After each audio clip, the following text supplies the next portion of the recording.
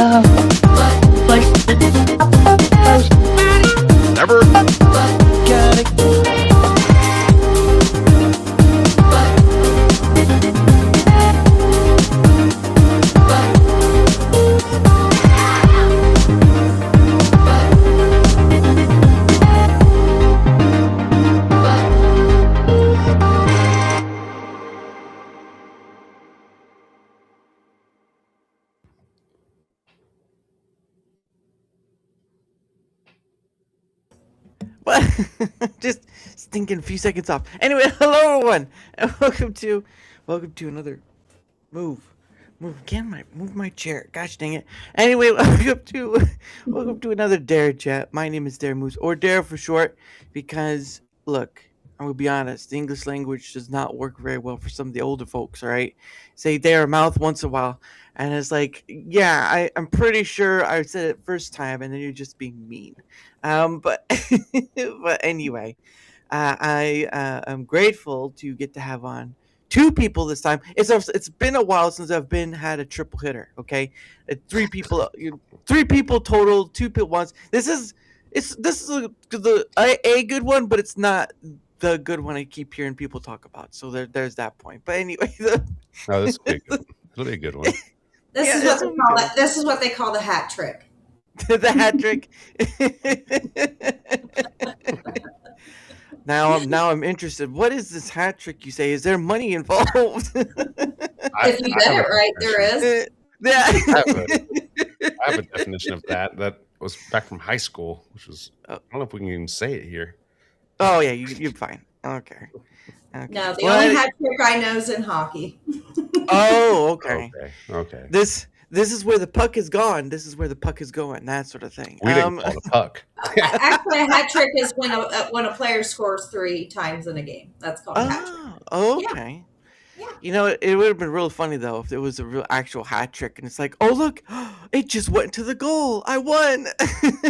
Well, actually, when one player does score a hat trick, everybody in the stands usually throws their hats out on the ice. And I know in Columbus, they gather them all up and they put them in this giant bin out in like the corridor area. Mm-hmm. So there's just this big, huge, giant bin that has just thousands of hats stacked in That's it how you, for all of the hat tricks that's been scored over the that's how you years. spread lice. That You is don't true. wear them again. Oh, okay. I thought like for everybody can just get one. Hmm. Someone just says, "Sir, I think there's a bug in that one. Flamethrower! Get the flamethrower!" Look, I've had at least one time in my family where they had to deal with ice, and one of the things is that we were going to a birthday party, and it was a long time ago. All right, this wasn't like anything recent. Okay, I don't want to like he's Last some. year. Yeah, some 30-something last year was 30-something year old is wanting to go to Chuck E. Cheese. No, it was during a long time ago. But it was found out that one of my siblings had lice, and that was what happened was they were getting their hair combed, and all of a sudden one of my parents said, "Oh, is that a bug?" And that's when the sheep hit the fan, as it were. And yeah, so that was not a fun time. But that's just one part. I've had to deal with bed bugs in my lifetime. Dude. So I mean, let me ask this though: do schools? Because I don't have children. Do schools check for lice anymore? Because I know school. I remember when we were kids and the school nurse would go around and she'd slam your head down like on the desk and then she'd like, yank your hair apart. And trust me, you guys had it great compared to us girls who had long hair because she would spread that shit apart and yank it. Yep. And I always felt bad because you could always tell the kid that had it, especially the They boy. send the kid over to that way, and then they No, because he came back to school the next day with a shaved head. That too. Yeah. Well, thankfully, I never had, and I had a lot of siblings. Grew up around a lot of them. Luckily, none of us ever got the lice. Yeah. For a long time, I thought the lice bugs were massive. Right. Do you not know you don't have lice, idiot? But no, then I found out, they're really, really tiny. You can see them. Yeah. They're tiny as hell. Yeah. That's, you get like one of those special combs or whatever. But no, that's exactly what happened. They had to get their hair cut short. Otherwise, it wasn't going to work. Look, it's a lot of work when you find out you have one of those, and it's not a fun time. You're washing laundry and all that stuff. Bed bugs are worse. Bed bugs are like the devil's friend. They come in, they say, "Can we?" They don't even say anything. They just move in, and you'd be surprised of how, like you would need to, hotels and stuff have them. Oh, a lot. Absolutely, they do. Yeah, and so that's why when my parents always look at me funny when we go to a hotel, and I'm like checking under the beds and doing all stuff. It's like, I don't want this. Oh, you have to. Like, that's why I worry about Lindy Rig. I worry about him a lot because he's always in hotels. I used to have to do a lot of out of state work, and my crew would think I'm insane. But I'm taking out my huge mag light. I'm checking every inch of that room before I do anything. Oh, and we had me and my crew one time. We usually bunk two people into a room to save money. There was one case where we got there so late because it was out of state. There's nowhere else we could go. This is the place for sleeping. You can either sleep in the van or sleep in this room. We worked in mitigation, so we had tons of PPE out in the vans. So everybody, basically, the rooms were so bad. Like, we didn't see bugs, but there were other things that were just nasty. Yeah. Everyone slept in a Tyvek suit that night. We just put a Tyvek suit on and went to bed. Yeah. And then got a new hotel the next day. Yeah, smart idea. Because it's one of those things, because I didn't know anything about them when it happened to me. Like, what bed bugs are, they're just like these small brown bugs. And I've never seen them before. But the thing of it is that they do suck your blood, is what they are. They're almost like a tick. I thought they bit you. They look just like bit you almost and like ran. a tick, and they act almost like a tick. Yeah. Yeah, they usually go for your feet. Most of the time, it's usually your feet or whatever. But yeah, so I didn't know what I had at first, and then I looked up and then I saw what the bug looked like. Look, there were nights where I was up with a bottle of rubbing alcohol, just waiting for them to call across the floor and just shoot at them, because that's one of the few things to do is either rubbing alcohol or DE or other. I had done my research. I was looking up natural ways to take care of bed bugs. It was not a fun time. Fires. Well, it was a funny thing too, is because at the time I was renting a room out of a house, and so this is where the problem was, is that this gentleman who owned the house was renting out rooms in the house, and so someone must have brought it in, and ultimately, and this guy, he was all right, but he wasn't the greatest, because at a certain point, like, was trying to get to him, like, you need to do something about it. He's like, he basically yelled at me saying, "What do you want me to do about it?" And I'm like, "Your job as a landlord." Get rid of them. Yeah, because usually can be very expensive if you try to bring someone in, but it was like bringing smoke bombs and all this stuff. I'm like, but that's not really working. So one thing we did was, or one idea I suggested was like turning up. It was like either late spring or early summer, and I was like, well, just raise the temp in the house, because they don't like it. Has to be 120 degrees or more, because they don't like that. So it was like, well, why don't you just raise the temp in the house? And so for like, I think it was maybe half the day, that house had its heat up way up. And by the time we got back, I had I had this jar, not jar, it was like this container of like these multivitamin gummies, right? That you can buy at a grocery store or whatever, various amounts. And so I bought it. Yeah, gotcha. No, not those kind of gummies. I'm talking like multivitamin gummies, not those kind of gummies. But I had, I had a container of it in there, and I had completely forgot about it. So when I came back, it was nothing but just this level pile of all the gummies melted together in the mush pile. Well, you just chew on a piece of that when you're feeling unhealthy. At a certain point, you just dig in and pick out a piece because it's all melted together. Yeah. Well, I will tell you this. One thing I've done, because fleas, my dog caught some fleas a couple years back and hasn't had them since, which is weird, which is great, because I treat around the house really well. Right. But he caught some fleas, and fleas, you got carpets, you're never going to get all your fleas out until wintertime.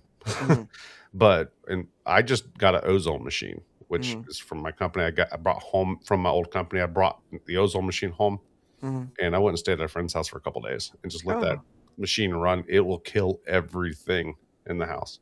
It's amazing. Really? It could even kill you, so that's why you can't be there. Yeah, I was when you said everything, you meant everything. Yeah, because it turns like, it's an oxygen molecule, adds a electron to it, and it's an isotope of oxygen, and it just wipes everything out and destroys all odors too. I didn't realize, was my house smelling bad before this? Because it smells way cleaner now. Huh, honey, I can't smell anything. I don't know if it's me or not. What? Well, that's I've never had less than 2 dogs. I learned about 20 years ago. Carpets and pets do not mix, and I ripped them all out. Oof. That's not a cheap thing. Yeah, Pine, how are you doing? Hi, Leslie. Oh my goodness. But I'm chopped liver. Okay, thanks. Hey, Channel 2, how you doing? Good. I'm awesome. Yeah, you are. Well, funny enough, because you are awesome, because it's when because you were in chat when I had Sean Cav on. So that was an interesting time. But probably said things I shouldn't have said, and I apologize. Writing that one up for the books. No, it was just funny because I think Lindy Rig was in. I've had Lindy Rig on too, and he's one of those. He's one of those guys. He did say something about having me on his show Drunk and Disorderly, but I haven't heard anything back from that. But he's a busy guy. Lindy's great, and I think he was. He's got other things going on too. He works out of state a lot. Oh wow. He has this. If you've ever looked, I don't even know where he posted this, but he has like this he has a hotel setup. Yeah, with him. It's pretty cool. Nice. I won't say that I haven't done it. I have, but it's pretty neat that he'll actually take all that with him on the road. But I think he's still doing the Drunk and Disorder. Leslie, he's still doing that, right? I think he is for now. Okay, but I do believe he's wanting to kind of maybe transition more to a lot more of the gaming and stuff like that, just because he has more time for that. Oh, speak of the devil himself. Look at that. Yeah, there was a fun time too where he was a guest on with Whiskey Caps, and he was from the hotel, and he pulled all this. He grabbed his phone and was like streaming from like the elevator and guest in the elevator. Yeah, that was awesome. It was. Oh, watching, bro. Go do this. Go do this. It's called Cuck Chair Studio, and it is an amazing setup. If I've seen it, you posted it. It's amazing. I can't believe it. But I mean, yeah, I know like many content creators who do like those special events, like, you know, whenever YouTube does their thing or Kick does their thing or TwitchCon, which that's just craziness in itself. People will bring in a whole bunch of stuff. You know, it's maybe some like have their like Rodecaster or Steam Deck or whatever, and then they have that's a lot. Well, that's a lot. I pretty like I get a property in Florida. I usually would I have two PCs at this desk, and they're all strapped up to the bottom of the desk. It's pretty sweet. But when I go to Venice Beach in Florida, I'll just like unstrap it and take one monitor, the whole PC, and just have my little setup there. Terrible internet. It's amazing. See, now that would be nice if you could have a mobile PC, because unfortunately, either you get a laptop, which just isn't as powerful enough, or you do your phone, which, I mean, again, both are mobility, but it's just not as powerful. It's more powerful than your calculator, but then again, who uses a calculator? Well, I was actually recently looking into some of the micro builds. I'm fortunate and blessed enough to have a micro center like 20 minutes down the road. Oh gosh. So I'm like that's the only thing I'm nerd about is that, because computers. But I've looked into doing the micro builds with like the mini ATXs, and you can like really get a compact unit PC. It's really awesome, but it's very expensive to do. Plus with the RAM prices today, I don't even want to look at the prices right now. So they're so high, it makes me want to fly. They're insane. They are insane. Yeah, and it's just one of those things that's probably not gonna go down anytime soon. But the unfortunate cause of it is that obviously a lot of people, when you're building your computer, you need RAM, and obviously people try to go for like a higher end. Like I think I only have for like 16 gigs, and that gives me like 32. I have to look at my stuff. It's been a while, but I bought most of my stuff through Amazon because I don't have a micro center or whatever. I used to have a place that was similar too, but they closed down ages ago and they became something else. And it was like, then it was just Best Buy, and I was like, really, Best Buy is all I got? Yeah, I just pulled up Micro Center, my Micro Center, where I know the prices, and I'm looking at like a Crucial Pro overclock, 16 gigabyte, 2 sticks. What used to be like $50 to $75 is now $369. That's the amount of your CPU in moderate build. That's yeah. Oh yeah, people ask me all the time, "Are you going to start streaming? You should start streaming." It's like, I'm trying to build a house. I can't afford equipment to stream. Have you seen what the price of stuff is? There's no way. No, don't get a refrigerator and buy a PC. Yeah, there you go. But no, make your refrigerator a PC. Look at that. Yeah. We just combined both things. The biggest tower you'll ever have is a PC. And it's cool. You'll get low temps. And you'll get some really great graphic looks. It will just be superb. That would be pretty cool. It's a budget crabtastic hot dog water, but it does the stuff and things good enough for the kind of woman I date. Nice. Well, if your women are hot pieces of metal and they like to get bent out of shape, come on down to Half Pine. If you love that PC, that piece of crap, it's not a piece of crap. Yeah, that's right. It's your piece of crap. That's all. It's the whole and it works for what he does. Yes, that is true. And my computer works for what I do. Because some of these people, man, they go hog wild. Mostly the gamer stuff, but like if you're artistry or whatever, you make 3D models or whatnot, you usually have to get like some kind of CAD thing, and those are expensive as heck. Oh, yeah. And I don't play like high-end games. I don't play very many games at all. There's not enough time in a day for that. But at least my computer is up on that par of just being usable enough. I remember I stood in line at like 4:30 a.m. When right when the new 3090s came out, and I stood outside, and they only had 3090s. And I was with one of my friends, Christine. We were there waiting, and we were the first in line. And literally, they walk out of the store, the employees, and they only had 3 vouchers, and they handed to the first 3 people. I was one. I bought the most expensive one, and Christine was pissed because she was wanting that one. But I'm like, I have voucher number 1. So they let me in the store. What they did, it was so bad. This is when there was a GPU shortage. Yeah. They literally looked at the 3 of us and said, you 3 are coming in the store. It's up to you what you do. You can buy your GPU and then get whatever you want else and then leave. And we'll walk you to your vehicles if you need us to. That's literally what they told us. There was a line of like 100 people by the time we went in, and people thought they were coming to get GPUs and the new 3090s. And they were very pissed off watching us walk out the door with our bags. It was amazing.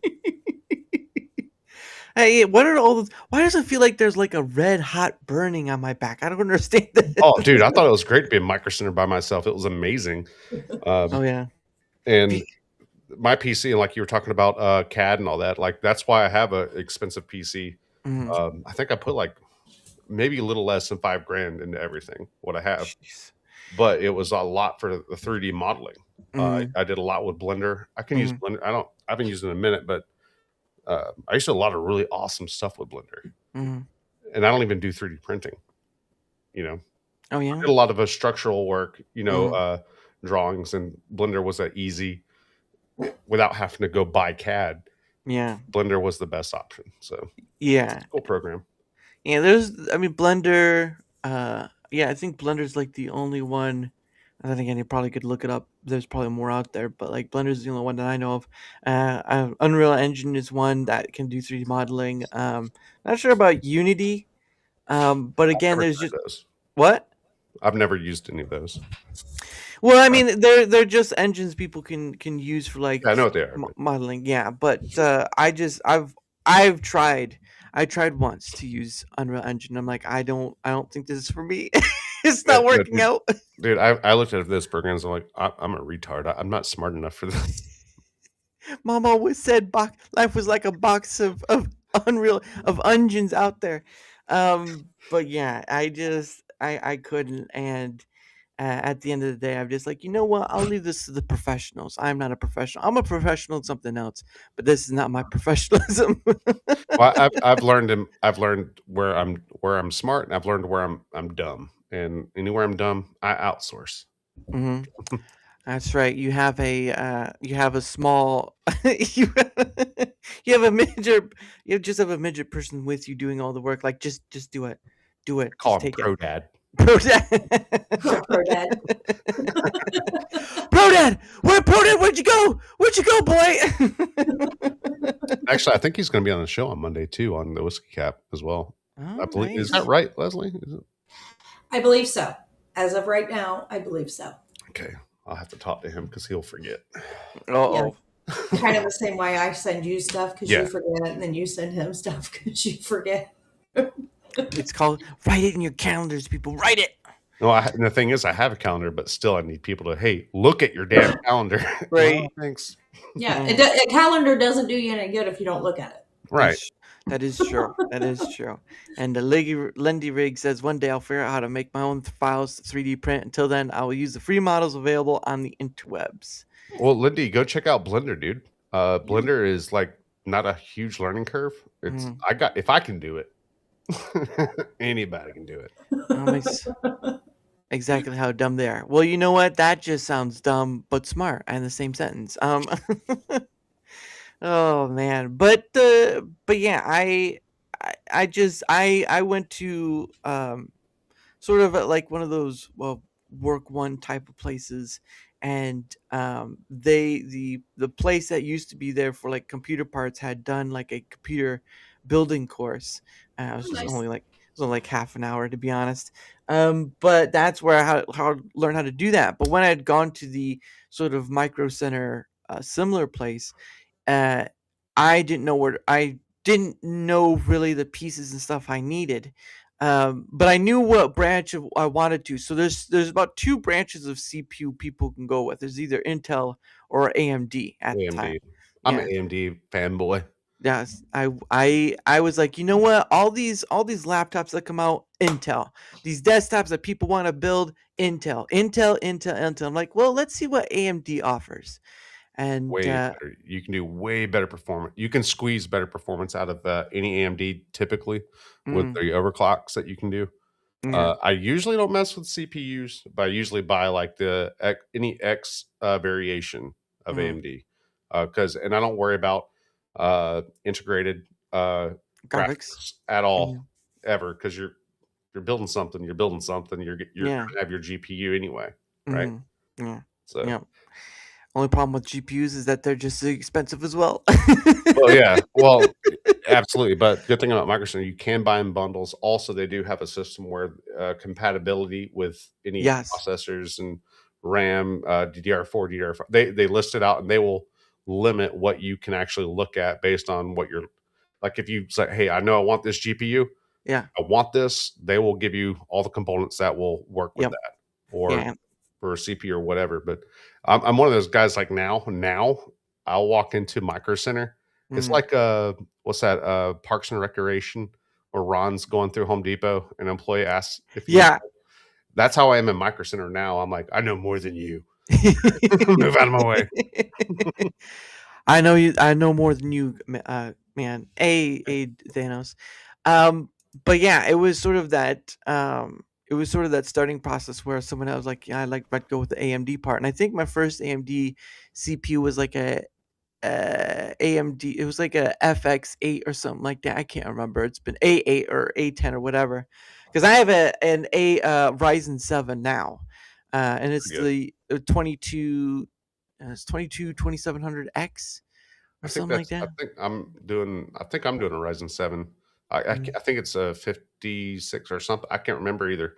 Let's look it up. But the 7s are pretty good.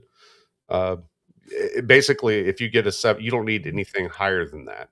For people like for the plebes like us, we don't need anything better than that.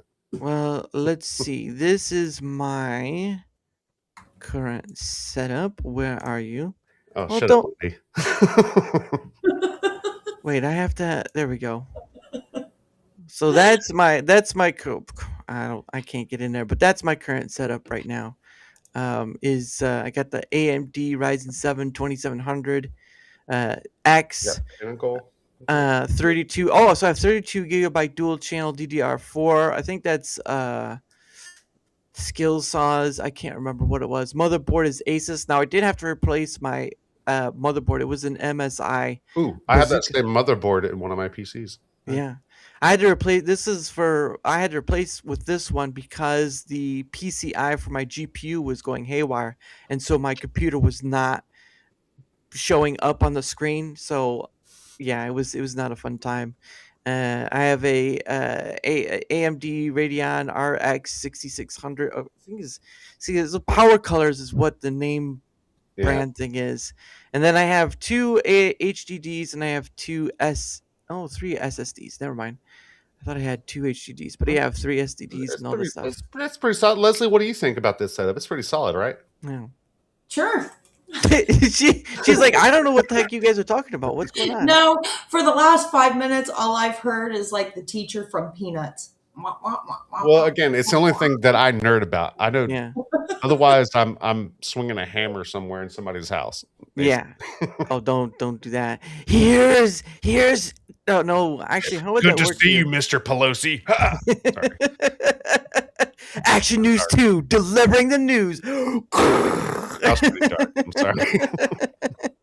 There was one night I was on with Channel 2 and Ian for Whiskey Caps and couldn't get my camera and mic to work. And they're like, well, are you doing this? And you're doing this? And I'm like, I don't know what any of that means. So I just started pushing and unplugging stuff, and eventually it came on. Sometimes that's the best thing to do, honestly. Yeah. You know what? That's the rule for life. You have to. You just gotta take it in, Leslie. Just take it in, take it out. And then they were like, well, what did you do? And I was like, I don't know. I just pushed it, and it came back on. So here we are. There was a button here. There was a lever there. I mean, at a certain point, I thought it opened the doors to Mordor. I wasn't sure what was going on. Yeah, I didn't know. I was like, I don't know. Is it working? Yeah, then we're good. Who cares how I got here? A real world. In the old company I used to be at, we got a phone call, and we're on these huge major insurance programs. Right. My local micro center had these huge dumpsters, compactor dumpsters that really they wedge up to the building, and they're on the dock basically. Well, that somehow caught fire by something, and we got that call. I was like, I'm fucking going. I went there and I found out a scandal at the place.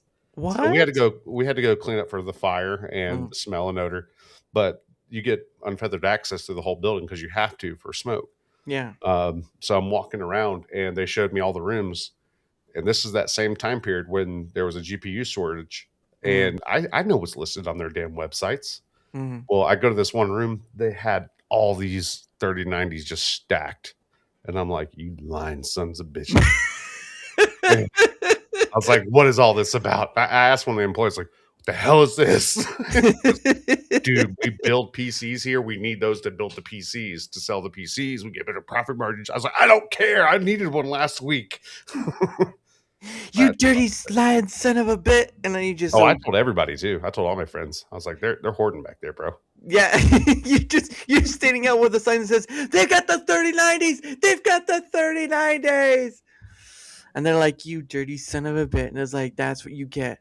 That's what you get. One of them told me, you can't, because I got access to all the inventory areas. Yeah. They're like, you can't steal anything. We know who you are. You're on our files. I'm like, thanks. Yeah. Why would I want to take anything? You do realize that I'm not that kind of person. Yeah. Oh, my goodness. But anyway, Miss Lizzie, how is the house building going? Yeah, that's good. Yes. I mean, winters kind of slowed it down. Winters in Ohio are crap, but this one's been really crap. But yeah. I'm hoping to be in by late summer, early fall. So does it mean you're not in the house yet? You're somewhere else. Okay. Yeah, I'm still in my current home. Building another one. Okay. Yeah. All right. Well, that's pretty neat. I've been telling you, Leslie, you've been putting out some pictures. I've seen pictures. Other people have seen them. Like, you should really make that like a thing. Like, because people love watching those sorts of things, like updates. Yeah. Just go out and just videotape it. You don't have to show your face, just like videotape. Here's where we're at. People love that. I watch all the time.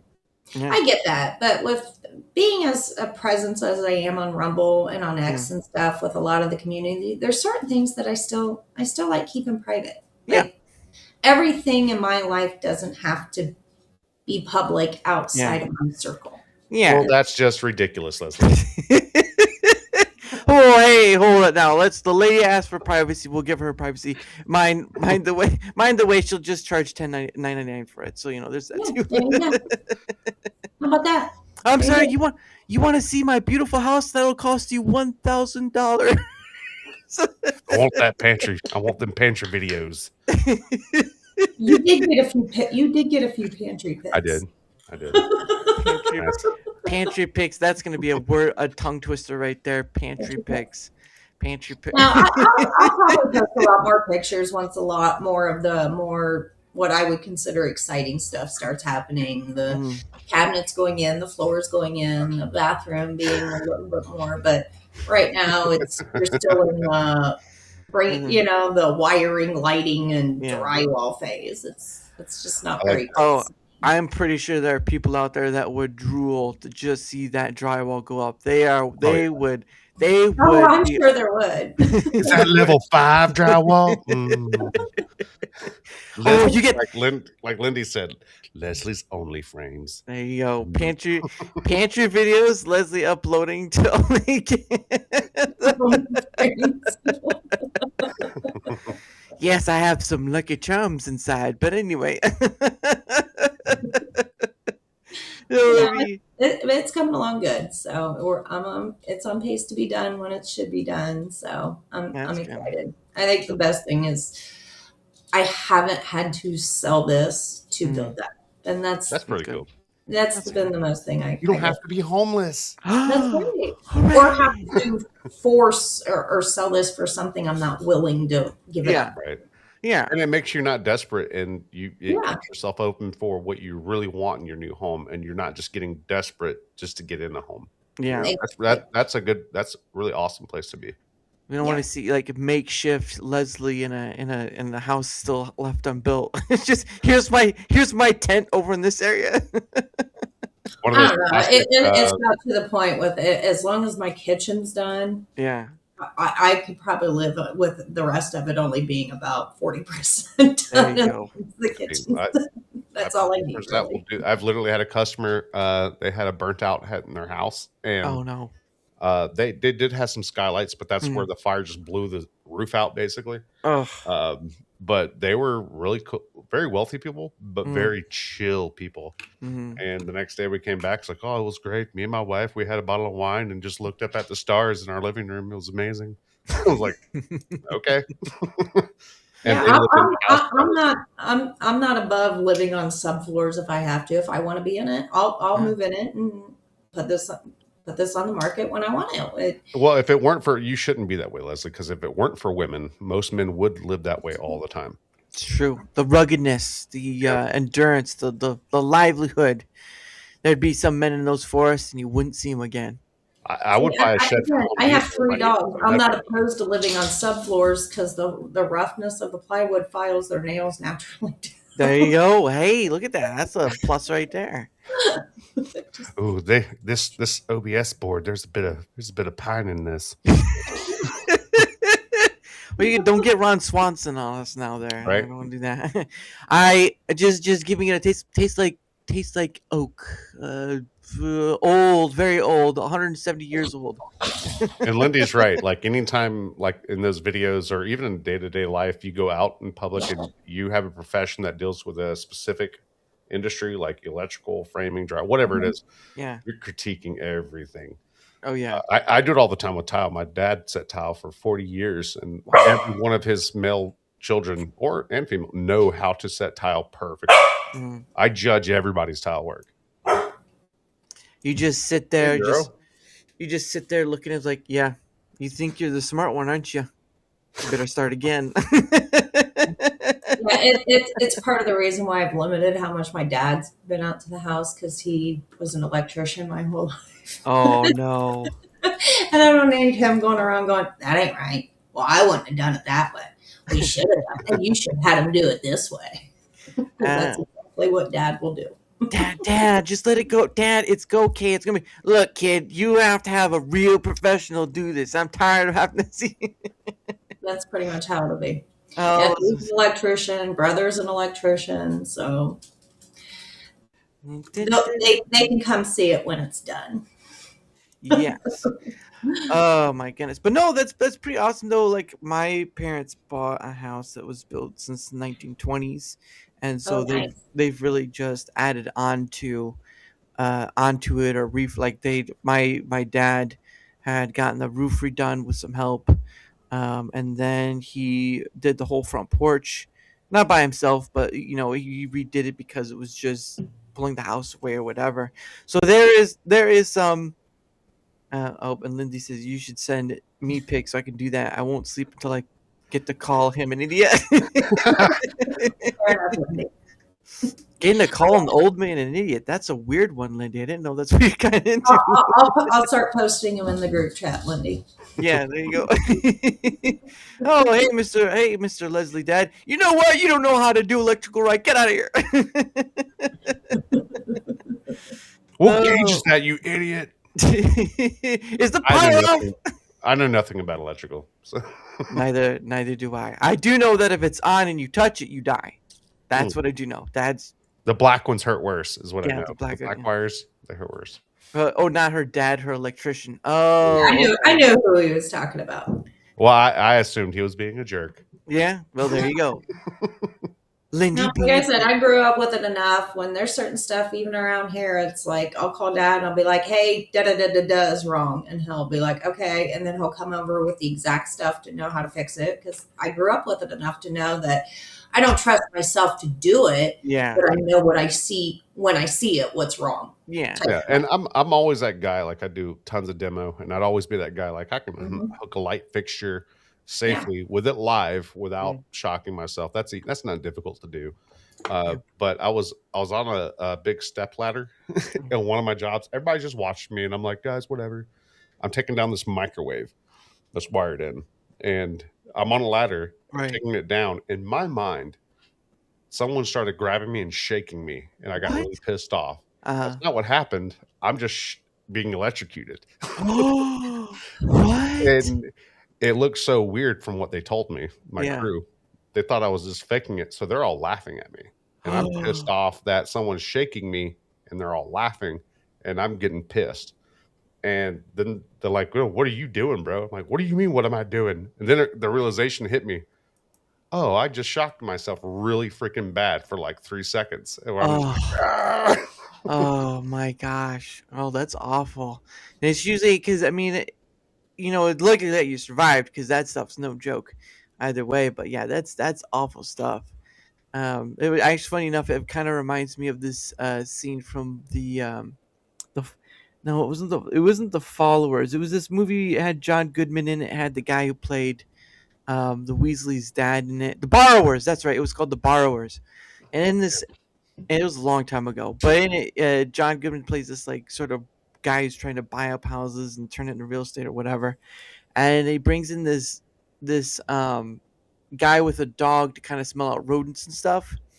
And at one point, they're seeing like these things that are scurrying around, they're the borrowers, and John Goodman's character is trying to do something with it, but he has a fork in his hand, and he accidentally goes up and he hits a light socket, and he's like, turn off the power.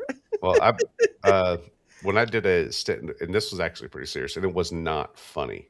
It was actually really messed up the reactions afterward from the people around. I worked at Dobbins for about 6 years, and on some of the buildings they have these huge, massive, whatever they call them, power banks or whatever they are, or AC units, massive things with the wires are massive, like they're thick.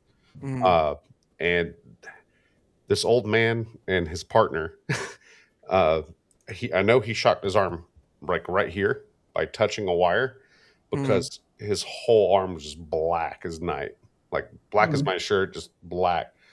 And all I could hear was this guy just like seizing.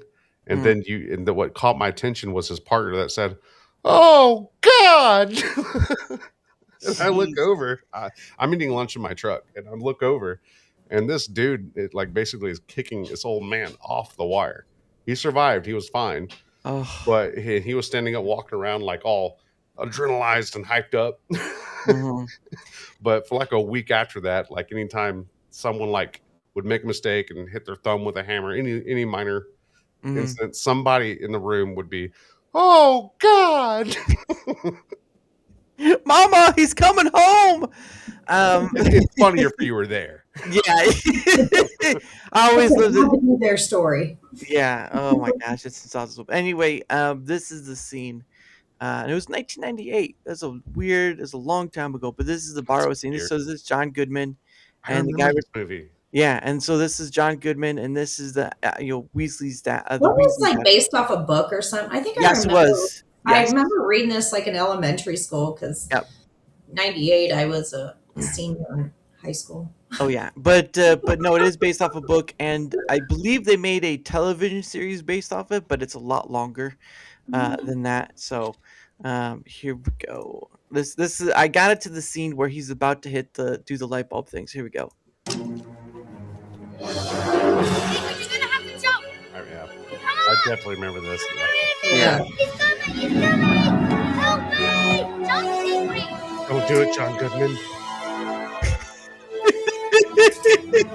Hey, Green,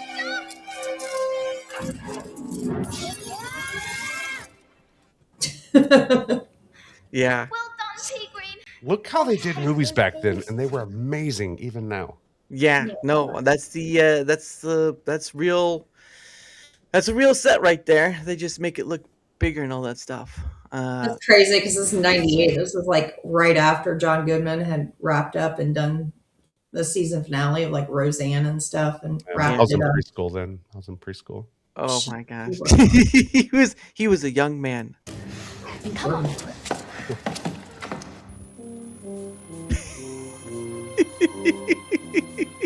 That's basically what you do Remarkable too. little creatures. Yeah. Did you see his little hands? Did you see that?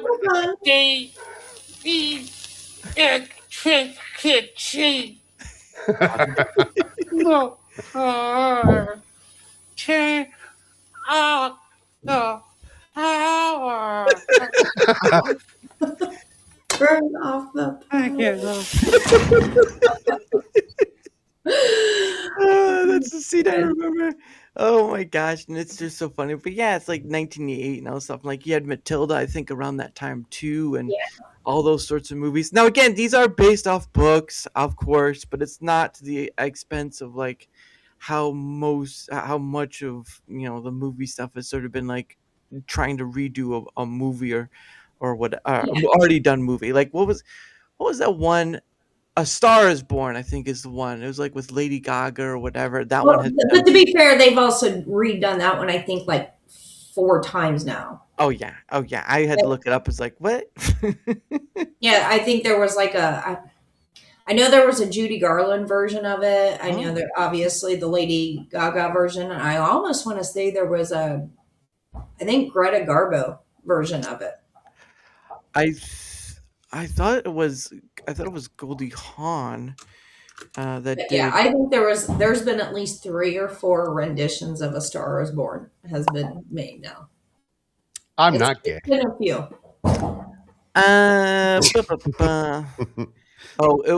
Here we go. Now we're in the part where Channel 2, all he hears is blah, blah, blah, blah, blah, blah, blah. And then someone brought up something about electrical, and I said, I'm hot wiring. But no, the 2018 one. It is the 3rd remake of the original 1937. So 1937 romantic drama following the 1954. That's the Julie Garland one, and then 1976, which had Barbara Streisand. Oh, it was Barbara Streisand. Okay, Streisand it was. Yeah, so it's about the 3rd remake, but like 1937. What the heck? Yeah, I knew it was way back when. What is that? Ancient Rome? Yeah, at that point, goodness sake, that's so old. Well, yeah, because I think that was even before Gone with the Wind came out. Oh, when did Gone? Oh gosh, dang it! All right, I'm already here with 39 or 40. I'm already here on the internet. I'm gonna go with it. I'm just gonna find out. Gone with the Wind was 1939. So yes, it was before Gone with the Wind. Mm-hmm. I wonder what Hitler thought of that movie. You know he watched it. You know he watched it. He looked at it and he said it wasn't very good. There was no vent.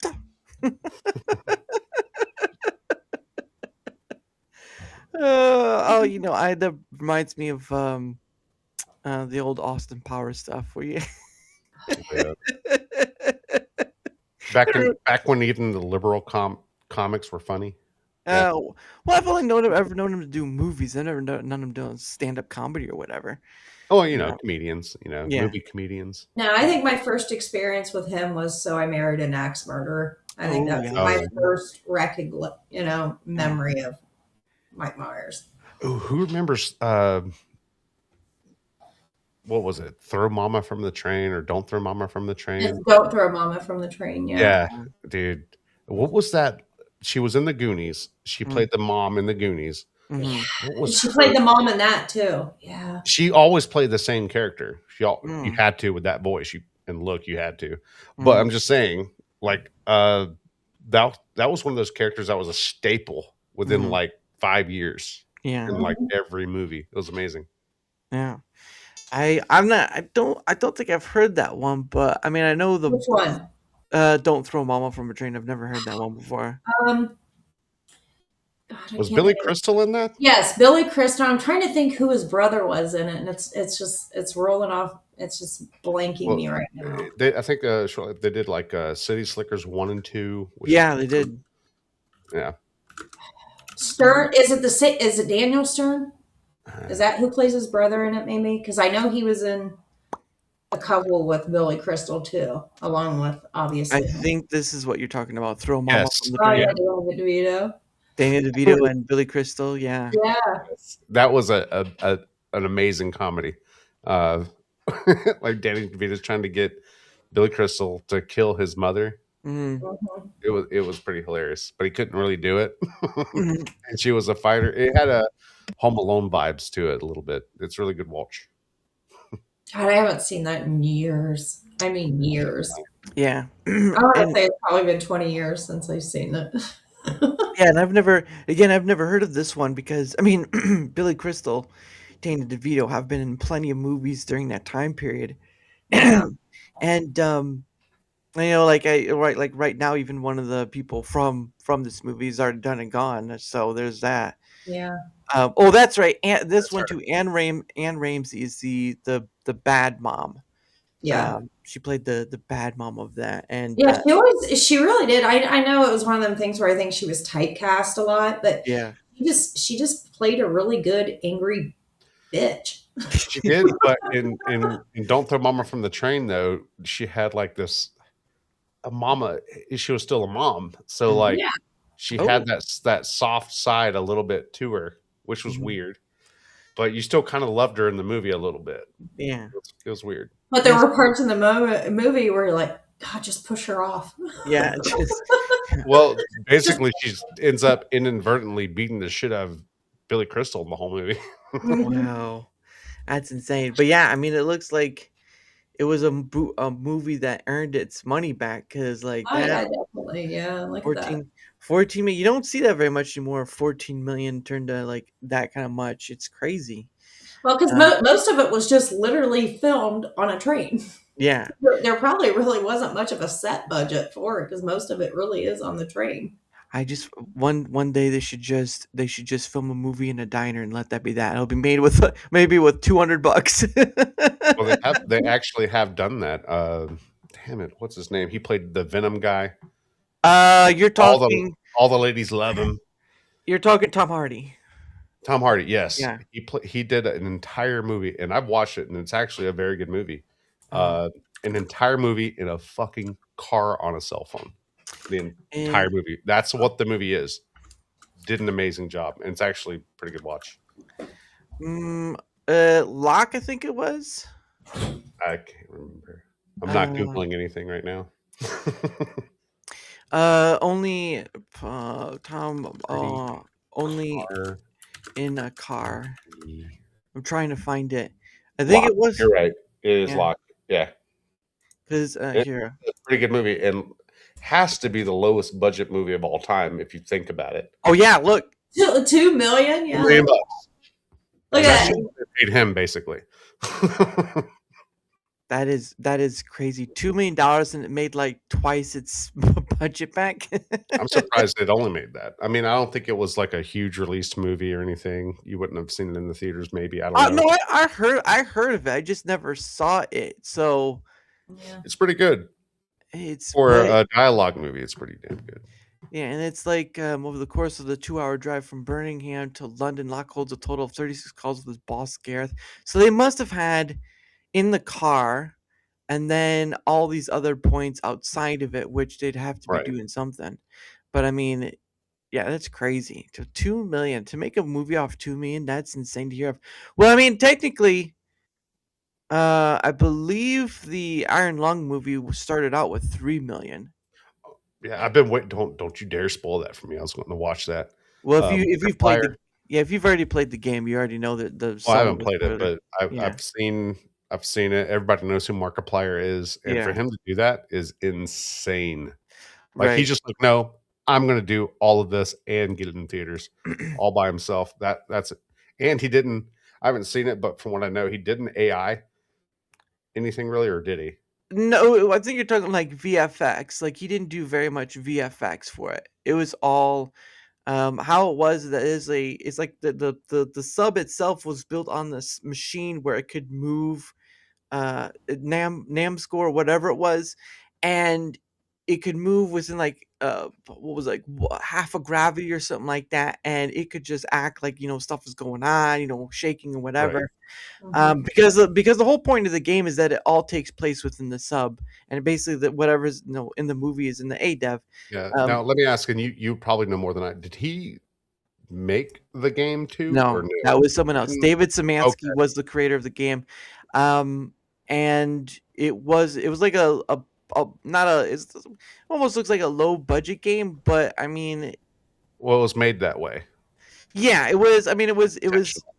I believe it was said that he just David Szymanski, but I mean, you have to think of this too. Like you go to say like Five Nights at Freddy's, that was sort of just like a one-off from Scott Cawthon, who basically was just he was a I believe at the time he was like a general manager at a dollar store and all that stuff, and so it was just a Hail Mary. He just wanted to make games, and from that became something successful. So there's something right there too, where there are games out there that could be made into a movie or could be very successful, and it gets a lot of progress. Because I think the few things people are forgetting though is Markiplier has a lot of followers on YouTube, right? A lot of fucking money. Yeah, a lot of, well, yes, he has Cloak. That's his clothing brand, and obviously all the stuff he gets from YouTube and whatnot and brands and stuff. But he has all that there. When they're talking about independent stuff, it's really hard for independent to do it because they would need to have money coming from somewhere to do it, right? They're not going to have his followers. They're not going to have his the cash flow. They're not going to have that stuff. So there's a lot of things working against people who want to do it independently when you have someone like Markiplier doing, which is great because the way he talks about how he had to go through that process was horrendous. It was like you have to deal with these and they want to take the whole money, and like I believe his deal with the theaters that are having the movie out now, they're getting 50% of it. Who's getting 50%? The theaters. Like he gets 50%. He gets 50%. Well, they're going to have to release it. They'll have to get it back somewhere. But that's why your popcorn's expensive. The movies would be released to theaters through franchises, and they got rights to a certain amount up to a point, and then they lose a lot of money. So that's why the sodas are expensive, the popcorn's expensive. Yeah, that's where they're making all their money at.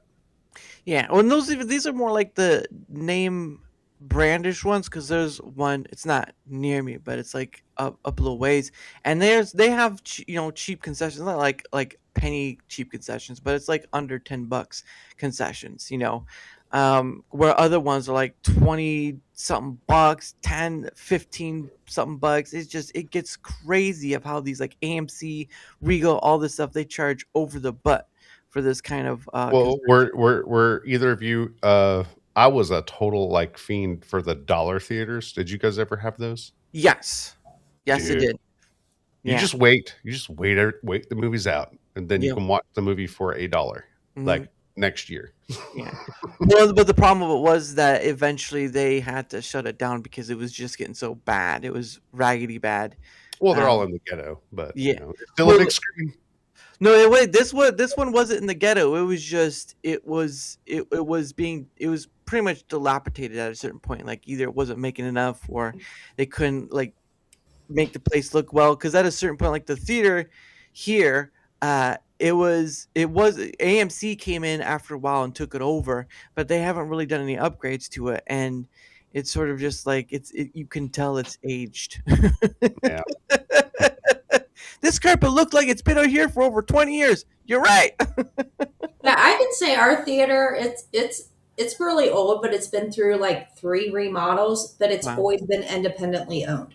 So that's each time a new owner comes in and buys it, it shuts down for about 6 months. It goes through this remodel and revamp and upgrade. And I will say, for being a small local community, like, we've managed to keep like the AMCs and the IMAXs and all them big companies out of it. And I think it's what makes it kind of great. It's still independently owned. Yeah, I will say this. I do like my IMAX movies once in a while, right? Like I went to go see Interstellar on an IMAX theater. I went to go see the new Godzilla movie at an IMAX theater. I'm like, all right, now I know why I come to this thing. Expensive, but still worth it. Yeah, my nephew is a big IMAX junkie. I think him and his fiance, that's all they go see in movies now is IMAX. I think he was torn on it because like he loves the IMAX theaters, but he went and watched the reboot of the Crow movie, and it was like he wanted to get up and leave like halfway through it, but it was like it's an IMAX theater, so he just wanted to stay for the experience after that. Like the movie was shit, but he wanted to stay for the IMAX experience. I just remember, I think we went on a field trip. Sorry, I grew up in a Ritchie area. I went to a field trip. They took us to a big IMAX event. I think it was at Fern Bank, which is a museum sort of deal. And it was all just a Attenborough documentary, but it was massive scale stuff about the ocean. Dude, like 3 kids were throwing up in the theater because like it's on the ocean. Yeah, I can feel that. Now, the funny thing is, I don't live near Chicago, but I'm close to Chicago, and they have a place called the Science and Industry Museum there. And in this place, they have a thing called the Omni Theater, and it's sort of like a miniature version of an IMAX, where it's sort of, actually I think it's more of like what the Sphere is in Las Vegas, where it has sort of like this kind of a globish type of screen and all this stuff, and you could see they do different scientific ones, but yeah, it's just insane. And speaking on the Sphere, I was watching like a video on when they had brought the Wizard of Oz to it, right? Because they'd done the whole Wizard of Oz thing, and they were going just ham out for this movie. A movie made in like the early 1930s, and they're doing like 4D stuff. They're adding stuff to it. It's just mind-boggling of what they've done with it. And everybody watching that must have been on LSD. I know they were. Welcome to Conspiracy Files with Channel 2 Action News. Come on. I'm gonna admit I'm an old movie junkie. I love old movies. I love 30s, 40s, 50s movies. I just love them. Did you ever watch the movie La La Land? Because that had some kind of similar feel to it. I did not, and I probably should, but I didn't. But there's just something I really enjoyed about the old movies, like the glamour of them, the sophistication of how the men always talked and dressed. And it didn't matter if you were just going down to the store to get a pack of smokes, like you put your suit and tie on and shit. It was like I just love the old movies. I just sitting here. I love that they did, and honestly, I love that they didn't have to be trashy either to be romantic, or it was always just the subtleness about them. Like you didn't have to have like a R rating on it to make it a good movie. Yeah.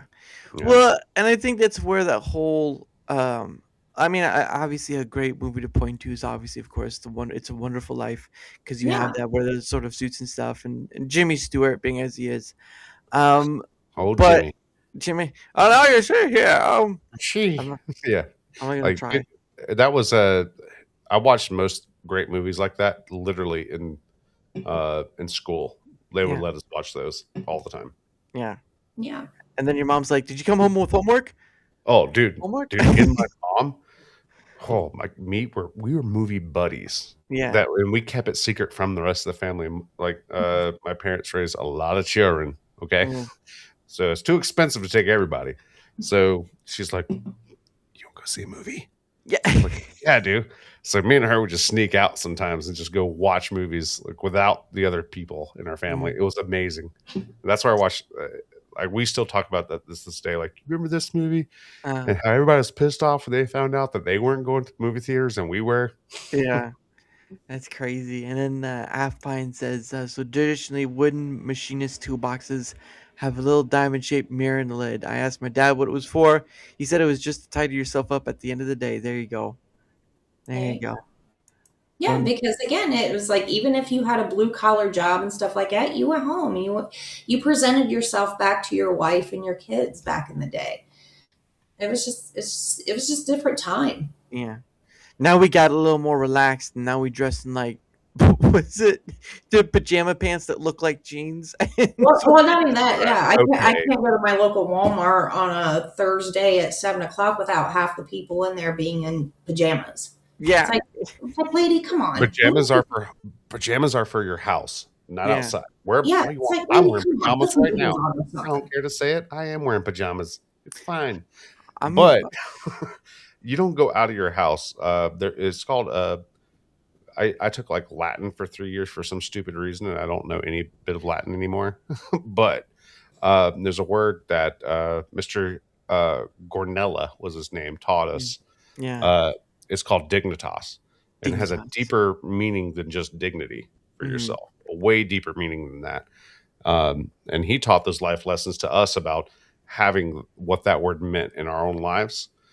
And he saw it coming. He's an older guy. He saw that shit coming. He goes, I see you coming here. None of you care anything about yourselves. None of you. And I'm like, but what about me? He's like, not even you, especially you. But he saw the people coming too relaxed and not keeping themselves up, not holding themselves well, outwardly, not presenting themselves in the best light in public. You know, look, I try to present myself as reasonable, but when wild time comes, you have to go. Ah! it's okay. No, it was just when she was talking about the tie and suit stuff. I was just looking at you, Chino, too, and I was like, "Yeah, he's not gonna have a tie and suit anytime soon." I look great in a suit. What are you talking about, dude? My dad talks about that all the time because he was born in the mid-40s. Yeah. And when him and his 7 other siblings, going shopping wasn't something you did often back then either. So when you did do it, Grandma got you dressed up. She combed your hair. She put that suit and tie on. Kind of like the scene from A Christmas Story when they're all going out Christmas shopping and Ralphie and his brothers all dressed and nice. That was what it was like back then. Like Grandma said, you ain't going out looking like a fucking ragamuffin. Like you're putting your shoe and tie on, you're polishing your shoes, and you're going to look presentable. And that's how it was back then. And that being said, then Dad instilled that in us. Like we didn't go to school, we didn't go to church, we didn't even go to the grocery store without having our hair combed, our clothes tucked, shirts tucked in, or just looking presentable. Yeah, it was instilled then on us. And I think it'd be awesome if we looked like we're in Peaky Blinders all the time. It'd be sweet. You want to look like you're about to knock somebody over? Hey, hell yeah. Where's Tony at? Don't worry. Get blood in my suit. Yeah. I think it would be great if we all went back to just looking classy when we went back out in public all the time. Well, never mind. I'm not going to say it. We're on YouTube, aren't we? Yeah, I don't care. I don't care. It's like, the 1940s, they had a good fashion statement over in Europe somewhere. Put some pants on. Yeah, I was about to say, thank goodness he had pajama pants on, because I'd have a word if he said I have nothing on below the bed. Actually, and I think we were talking about this on Realify last night. I learned in my Zoom calls in my company, I used to be on tons of Zoom calls all the time. I learned not to wear khakis that match your skin tone. Yeah. Because I stood up to leave to go use the restroom, and everyone was like freaking out because they didn't think I had pants on. It's just the pants matched my skin tone a little bit. Yeah. And I had to come back and like basically prove I had pockets. Like, no, these are pants. He has skin pockets. Yeah, he's got we said skin pockets, yeah. Yes. I had good fashion sense. Yeah, I can see that. But where is that? But anyway, it is the top of the hour. So what happens, since your first time here, you two, what happens is that I put aside some time for me and my guests to promote our stuff, whether they're a creator or not, because I do have people on who aren't creators as well. So sometimes they just say a few words or whatever. But I don't really have much of you guys other than your exes, not that kind of ex. But if you want to promote whatever you have, if you have anything at all, the floor is yours. Yep, I'm pulling up some links, Leslie, because I did not. I'm an idiot. I didn't prepare, and I should have known. At least there's one for you, Miss Leslie, that I could find. At least your Twitter account, if you want to. Well, like I said, I don't stream myself. All I do is pretty much just help mod a lot of Rumble streamers and then promote as many streamers as I can on X. And Channel 2 co-hosts Whiskey Caps on Mondays and Wednesdays with Ian and Sean, and Whiskey Cap Watches on Tuesdays at 8 p.m. all shows, and all the other shows I mod, from the Brat Pack, who game all the time, any given time. You can find them on Rumble. You can find the Game On Sports Crew Monday through Friday at 7:30 a.m. You can find Two Guys One Coup Mondays and Wednesdays at 10:30 a.m. You can find Casey the Soundboard Lord Monday through Wednesday at 10 a.m. Thursdays at 8 p.m. for his Thriller Thursday show, which is going on right now. It's an amazing time over there. And pretty much everybody else on Rumble, whether they're a gamer, a political content creator, whatever your taste is, there's somebody for you on Rumble. You can find them, and there's somebody you're going to enjoy. Just take a minute and go find them. Yep, that's how I found the whiskey cap, and that's where, like Leslie said, you'll see me Mondays, Tuesdays, and more recently Wednesdays now.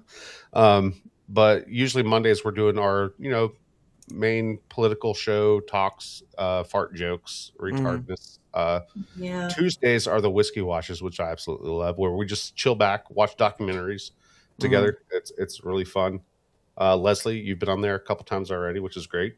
Keep coming back. I love joining them on the whiskey watches because, like he said, it's very laid back. We watch a documentary, we go through it a little bit, we stop it, we talk about it, we shoot the shit a little, and then keep going on with it. It's very, very laid back. And then on Wednesdays you got Ian, Sketchy Jesus, and Sean Cab. They're on every Wednesday, 8 p.m. Eastern time, God's time. And also, Lindy wanted to remind me, yes, the Tritards. Apparently, I'm still a member of that. It's great. I'm happy for that. Tritards.com. Go there. Awesome gaming group. You got Lindy Rigg, Sean Cav, Tim Tollman, Charlie Horns. Who else am I missing? Bob, Super Bob, Neebs. Bob. Yeah, they get together to play a lot of good, fun games. It's called Tritards for a reason. I'm not good at games, but when I play, it's fun. Yeah. So go check us out there as well. But yeah, that's pretty much it. So yes, Blip, because they are my guests. That's the difference. I don't know. Whenever I join in, no matter who it is on the gaming side, whether it's the Brat Pack guys or Casey or whoever, I don't play often anymore. I'm going to be terrible, but it is a fun terrible. It's always a good time, no matter who you jump in with in collab game on Rumble. You're going to have a good time. Yeah. You're going to have fun. You're going to have some good laughs and definitely a lot of clippable moments. Lindy Rigg says, you can't get away from us. Once a tard, always a tard. There you go. Right. It's almost like once a Goonie, always a Goonie right there. Except you don't find buried treasure, unfortunately. But at least Channel 2's links are there. You don't have anything in your bio on X for like other links, so that was purposeful. Oh, purposeful. So nobody can find you anymore. Yeah, no, I mean you can get me on X just in that link. If you're trying to get me on Rumble, I always recently have to tell people, don't go to my channel. There's nothing there. Go to the Whiskey Capitalists on Rumble. That's where you'll see us. Yeah, there you go. But yeah, so you can start from that point and work with there, and of course, same for Miss Leslie, who is sort of like a super mod. I mean, up there with Neuro, because Neuro's pretty far up there. So, Lindy Rigg, I've racked up 35 badges on Rumble. There you go. One person at a time. The treasure was the friendship we found along the way. That is true. Yep, that is true. Lindy. And then, but you did it in a very tard way. You did it in a very tard way. They make the best clips. They do make the best clips. Just laugh at them during. But again, all my guest links will be on both ends. Because I stream to both Rumble and YouTube, so you'll find them on both ends. But from my end of things, whether you're on the Rumble side or YouTube side, because again I stream to both, if you wouldn't mind leaving a like, sharing the content, leaving a comment, follow, anything that helps with the engagement factor is much appreciated. And that's what the engagement factor is. Yes, likes, comments, reposts, whatever it is, sharing. That's all part of that engagement factor, and it helps in a lot of ways. One way it helps is getting to be seen more, obviously, because all content creators want to be seen more to some degree, except Panda Sub 2000. he's one of those that wants to stay behind the scenes. So that's at least one person, but he's still in front of the screen majority of the time. So there's that. And then of course the other part is also helps in having other people on, like Channel 2, and of course Miss Leslie. I get a twofer because it's the first time on, so that's a count right there. But over 300 various guests have been on DaraChat of all shapes and the color of, from many different platforms or not creators at all over, because there's always something to talk about and on that way up there. So all that help with the engagement factor gets to help with both those two things, and it can be an amazing time with great people. And there have been people who think they don't have anything interesting to say, but I've usually found I can prove them wrong, and there we go on that regard. Let's see. I got to get my links copied and pasted. There we go.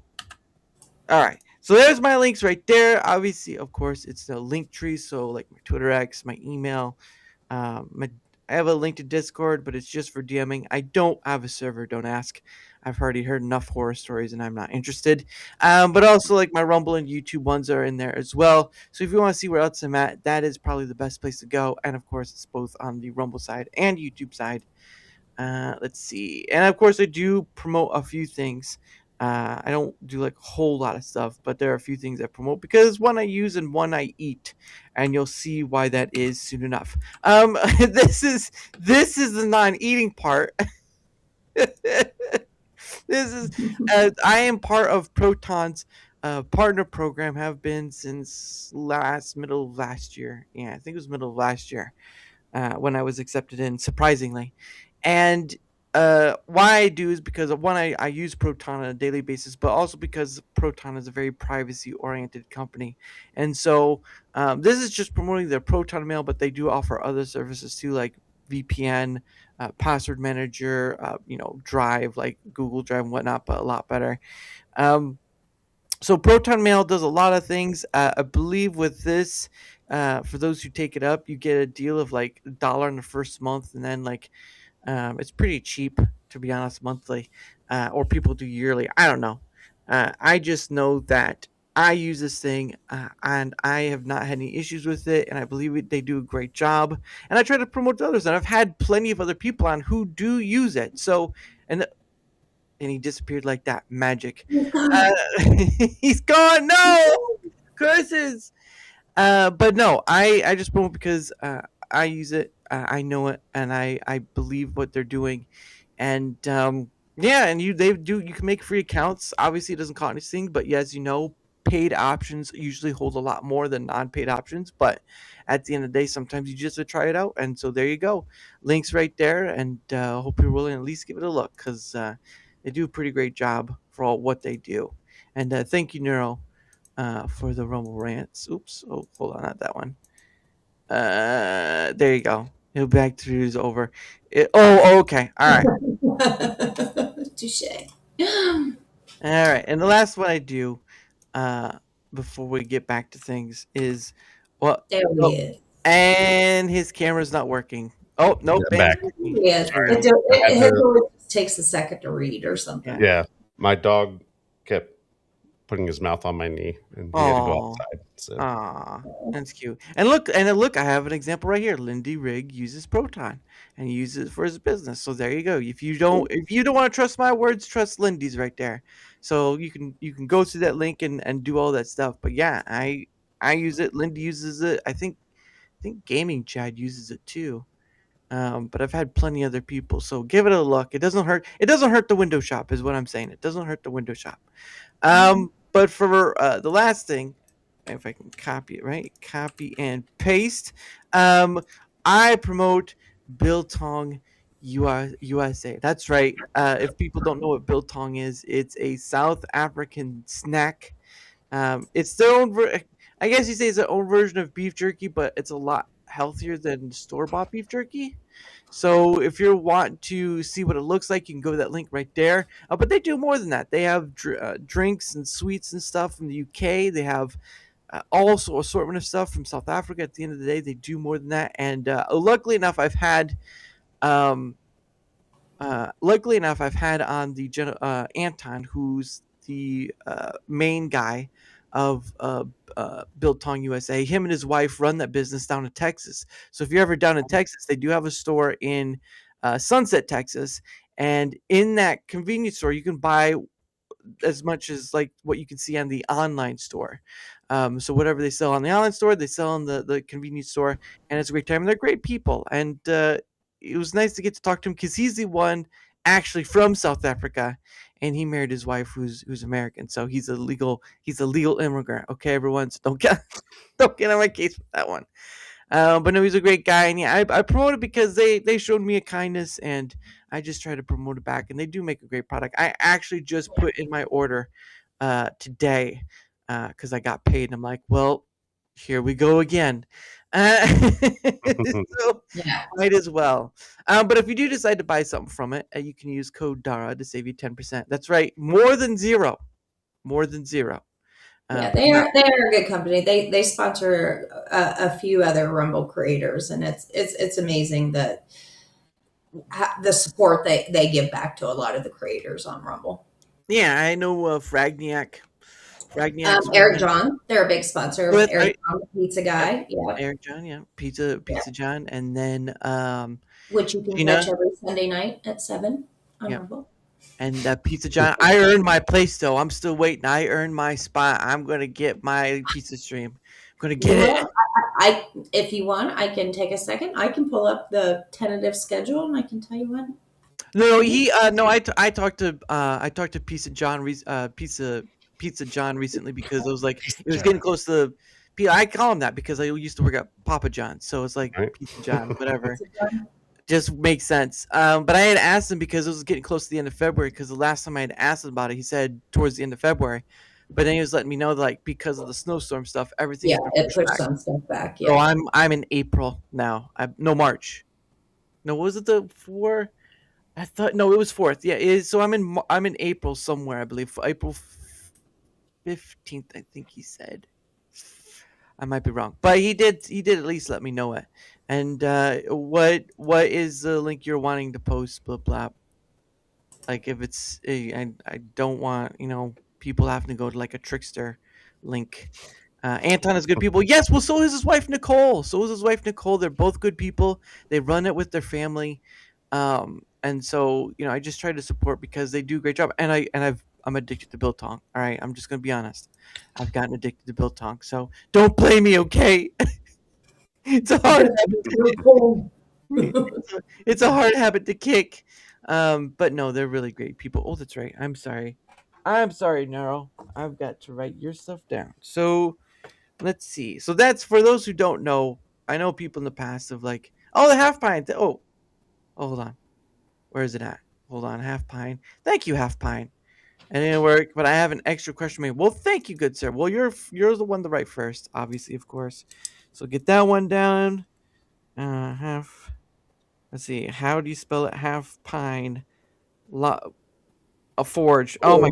I almost spelled half pine lodge. I was like, what the heck? There you go. I keep wanting to say half pint. Half Yeah, pine. he has a forging stream where he forges anything from knives to metal artwork and all kinds of stuff. Yeah. Yeah, he has like necklace stuff as well. I believe he has one. There was one he was working on a rose. He was working on a rose once. Yeah. He most recently is working on a 4-leaf clover for St. Patrick's Day. Oh yeah, I'll always need a good 4-leaf clover. Yes. All right. There's for the first one of neurodivergent, and the second one I'm just gonna put the shortening of it. NDO. There you go. 3 letters, all good stuff. But thank you all for that very much. Oh, Sketchy Jesus in the house. Look at him. That's why he's called Sketchy Jesus, because he's so sketchy. Yeah. Glad you're here, Ian. Yeah. Why am I just hearing of this guy now? Which guy? Yeah, what guy? Yeah, are you Sketchy Jesus or someone? This is the first time you've heard of Sketchy Jesus. I think we have a problem there, Lindy. Oh my goodness. But yeah, I've had Ian on before too, a long Yeah, while ago. and Ian and Sean. Ian and Sean and Lindy. Forge guy. Oh yeah. And Oh now yeah. you got me. It's the trifecta of the whiskey cat right Oh now. yeah. So, Well, you, yeah. by the way, Lindy, you know who Half Pint is because he used to come into Tundra Tactical's show with us sometimes. Yeah. So you have met him. It's just been a while, I think. But yeah, he used to come into Tundra's show with us sometimes. Yeah. I've had Tundra on too. Great guy. and Tyler's a good guy. Yeah. Dara, I will have to tell you, if you want to get the full collection of the whiskey cat, then you're also going to have to go get Beyond Formal. Beyond Formal. I think Yeah. I think he stopped in chat a while ago. Well, he was on there hosting for just a little bit too. So, Well, I've tried to reach out to Charlie because I know he's part of the group, but I haven't heard anything back from that. So it is what it is. Like, one of the weird things, at least from my end, in doing this, is when I've heard many other creators be like, you know what, I find it so hard to get people on and stuff, and I'm like, I may have a hard, but it's not been that too difficult, because usually, someone says no or doesn't respond, there's always someone else. But I don't limit myself to other content creators, though. Many other people do, and that's understandable to a degree because of like real trustability, reliability, and all that stuff. But I don't really hold myself to just having content creators on, so that can be a limiting factor in inviting people on. But at the end of the day, some people just, I don't know, I guess maybe it's their format. I don't know. I just know when I just know that I can, at least for myself, claim that I've had on over 300 various guests. no, and that's awesome, dude. Yeah, well, look, man, I've already been I've already been blocked by a few of them. So Oh no, yeah, there was no conversation, there was no nothing. I have no idea why I was blocked. They just blocked me out of the blue, and I'm like, all right, still gonna be on the list of people, but I guess you're not coming back on the show anymore because you should have flirted more. You should have just flirted more. I don't do that. I don't. No, don't do that. Hey, Little Tomby. Tomby. Hey, What up, Tomby. Tomby? Thank you, Tomby. Beyond Formal would be a great one. And if you really want Charlie Horse, I can get him for you. He doesn't respond well to DMs. Yeah, that probably I do majority of my reach out through Twitter X DMs because that's where majority of people are. There are people who do email. There are people who do Twitter, Discord DMs, but majority of my communication is through that. I mean, if you were to see the long list of DMs I have, yeah, it's pretty long. It's pretty long. But yeah, no, if we can put in a good word or some way of communication, that would be swell. At least like if he says no, I can at least get an answer no and not like silence. No, he'll respond. I'll make sure. Where's the money, Lebowski? Where's the money? Yeah, but those were surprise ones. It's like the one of the few lessons of this thing of a content creator sphere, and I'm doing this as a conglomerate because it is all any platform, all of it is just the content part of the content creator sphere, is that you're too funny. Well, I try, blip blap, I try. But one of the things I've learned is that the whole of it is very fluctuating. It is not. What's the best way to describe it? It appears differently than what it says, if that makes sense, right? Like one person can say one thing and then do another, if best way to describe it. Because I don't know. I've come into these. It's not happened very much. I've like a few times, but there's the drama points. It's not even that. It's just like to give an example. I was inviting a guest on, and inviting him on to come on for DaraChat, and there was a potential guest I was going to have on. Well, unfortunately, whatever happened that this person I was bringing on the show and between this potential guest, something happened there that I was not a part of at all, And all of a sudden, after the show is done with this person over there, I'm getting this DMing thing from this person saying, you know, like they said stuff was they said wrong things and all this stuff or whatever, and you know, lawyers could get involved and whatnot. And I just like I don't know what you're trying to do here. And it was basically a point of manipulation. Like this individual was going to, like, I was reaching out to like ask for like making thumbnails or whatever because they're a very artistic person, but then after that point happens, like, I can't be seen working with you and all this stuff because you've talked to this person. I'm like, what does that have to do with me?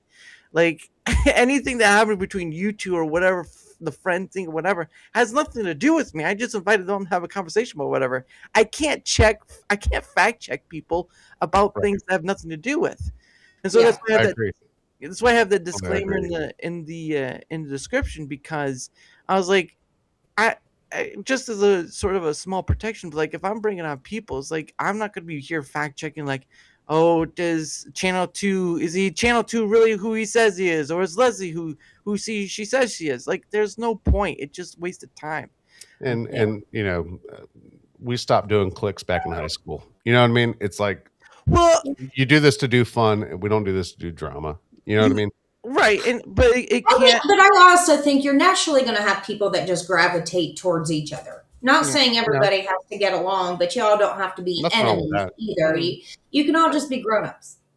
Like, and I get that. I with enough mod badges that I have, there's always going to be people that just don't necessarily care for this person or care for that person. And all I can do is say, and stay out of it and let them deal with their own personal businesses or whatever it is, and just do my thing. I don't care who likes who and who doesn't like who. I do what I do because I like it, and that's it. And I also surround myself with people who don't care who I like, even if there's issues somewhere else. You know what I mean? Because and I'm fortunate in that aspect that I'm in that circle of friends that feel the same way. Basically, we don't have to agree on everybody, and we always don't. But they don't give a hell who you're talking to, associated with, who you like to watch, who you enjoy seeing, who you're talking to. It's about maturity. Right. As stupid and retarded as we are, it's about maturity. Which is odd because we're probably the most retarded group. Well, I know, and I get that too, but like in the content creator sphere, you're not going to get away from that whole click or deal, because it's just on the basis form of it. You can call it click or whatever, but it basically is tribalism on its base level. Like, it's not, you're not going to get away from that. And for me, I have always been, even when getting into this, I've always still felt like the outsider, because if you can't take yourself outside of that remark of whose tribe you're joining and all that stuff, you know, they're friendly with people, civil with people, that's great. But like, there's a point of, you have to take a step back out and saying, is what's going on here really worth the time, or is it worth getting into the ball? Because like, I'd rather be reasonable. I'd rather be, you know, not naive and all that stuff. And I'd rather not be pulled in tribalistic banners, which does happen on any platform. And I'm that kind of way too, where if, and like Ian, Sean, Lindy, anybody I hang out with, if anyone comes at me directly and tells me, hey, pick a side. Are you with me? Are you with them? Well, if you're asking that question, then I'm not with you. Yeah, exactly. That's how I feel about it. And I think most of the people I interact with, doing content streaming and interacting a lot, that actually care about each other and call each other friends, we all have that same sentiment. You know? Yeah. And like I said, I can honestly say that no matter whether it's this group or that group, and they may not get along, not one has ever said, don't be friends with that person, don't associate with that person, or you can't associate with me. I have never been asked to be put in that position. Right. Nor should anyone be asked to be put in that position. Yeah. We're not children. Exactly. Well, and you don't have to be children for that to be the case. You can just be adults. And again, the tribalistic manner is just ingrained humanely. It's not something that you can get rid of, because, I mean, like you have a family, right? If you have a family, your family is going to be the most important thing. You're going to take care of that and all this stuff. But that doesn't mean I have to hate the next door neighbor's family. Yeah. Well, I mean, if they threw a pie in your face, you're going to hate them hard. But no. War. It's a pie war. I'm taking you out, Johnson. But but this is true in my family. There are some people that, like my sister, does not get along with, Yeah. but I do. Mhm. And but that doesn't mean she's asking me to not be friends with them just because her and them don't get along. Yeah. She understands that it's okay that I like people that she may not like. Yeah. Well, and there's the other part. There is that other part too, where that is a great case where you can still be civil towards each other, because I think that should always be the case. Like, if you don't like the person, at least be civil. But there is that underlying current where you can have someone who will start treating you differently, or acting towards you differently because of that certain situation. And it doesn't always happen, but it does happen sometimes. And so that's, again, it's always been that thing, like in the content creator sphere and any platform, you're not going to be free from that sort of tribalistic manner, because it's just a part of humanity. It's not going to be disappearing anytime soon. It's just transformed from a physical, in your neighborhood sort of thing, to your digital neighborhood, if that makes sense. Although now that I think about it, I want to start singing Mr. Rogers. But the point of the matter is that won't you be my digital neighbor? National treasure he is. Did you ever see that one, the movie with Tom Hanks playing him? I didn't watch it because I just dislike. Sorry, I did dislike Tom Hanks, so I didn't watch that. That's okay. Love Mr. Rogers. Did not like the Island Boy. Did not Tom like Hanks. Tom Hanks. Well said. Well said. At least he didn't say that. That'd have been a thing. But yeah, I don't. There's just a lot of lessons to learn, and I'll to a degree, I always feel the outsider, because I feel like having an outside perspective, or at least having a I don't want to say distance, but having a perspective that doesn't get you swallowed up within that confinement can probably keep you more thorough thoughted than being in the midst of it, which can muddle your mind, and just you start getting mixed up in stuff you don't need to. And it's really just been it's very weird thing and a dumb thing. Like I said, a few people that I've had on previously of guests have already blocked me, and there was no discourse, there were no conversation of meanness. It was just blocking you, and I'm just like, I don't know. That's kind of weird. What that is? Yeah, I don't know what, like, I know I can't be friends with everyone. That's fine, but it's like getting to have people back on again multiple times is a joy in itself, because there's always a new conversation to be had whenever. Right. But now that they've taken that away because of something they've had with me that I know nothing about, like, here's a piece of advice, kids. An actual adult in a private DM will actually have some form of communication with you. Will say, hey, I don't like this thing, or at least will be upfront to you to some degree. But we seem to have this sort of beat around the bush thing, where people just don't say anything and just disappear like a ghost, or they don't disappear, but you can't communicate with them anymore. And so I just don't care. Like, listen, I'm going to tell you a real truth here. You're all going to be dead. So why be like this? What? Right? I'm not me. I don't want to die. Are you threatening me? No. Well, I get what you're saying about being the adult. When you first reached out to me, I was very honest about it and said, I will, but I would like to come on with, because I feel comfortable with them. I feel safe with them. I like, they're part of my comfort circle. Right. And I will do this, but like I said, I was honest with you. I didn't beat around the bush about it or whatever. I said, I will do it if. Yeah. Because that's who I feel safe and comfortable with. And I was okay saying that to you. Yeah. And I'm okay saying that now. Yeah. See Channel 2, look how high praise you are. Look at that. All right. I'm getting all shy now. If only she slipped a 5 to you, then it'd be even better. Leslie, I didn't know you were so rich. No, I'm grateful that you at least said that, because I had reached out a long time before then too. But the point of the matter is that at least you were upfront about that sort of thing, which I'm wholly acceptable of it. It's just I wasn't gonna, like, I'm not somebody who's gonna invite like 5 other people along with that, because then after that point it just gets kind of confounded. But when you have it this small, it still works anyway, because I'd rather have conversations than interviews, which I don't do. Right. Sometimes in those conversations, like we've all had them, where you don't want to hurt someone's feelings. Sometimes just being honest is not as bad as you think it's going to be. Yeah. It really isn't. Yeah, it's You like know, and just say it like, hey, or you're okay to, if you want to say just no, that's okay in life. Right. Telling people no is something I had to learn the hard way. Lost a lot of money that way. right. But it's okay to say no.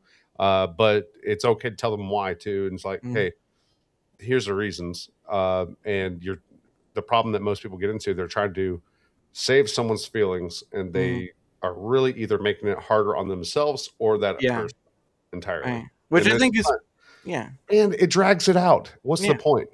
You know? I know what, I really appreciate this chat comment from Lindy Rigg, Channel 2 Action News. Thank you, Lindy.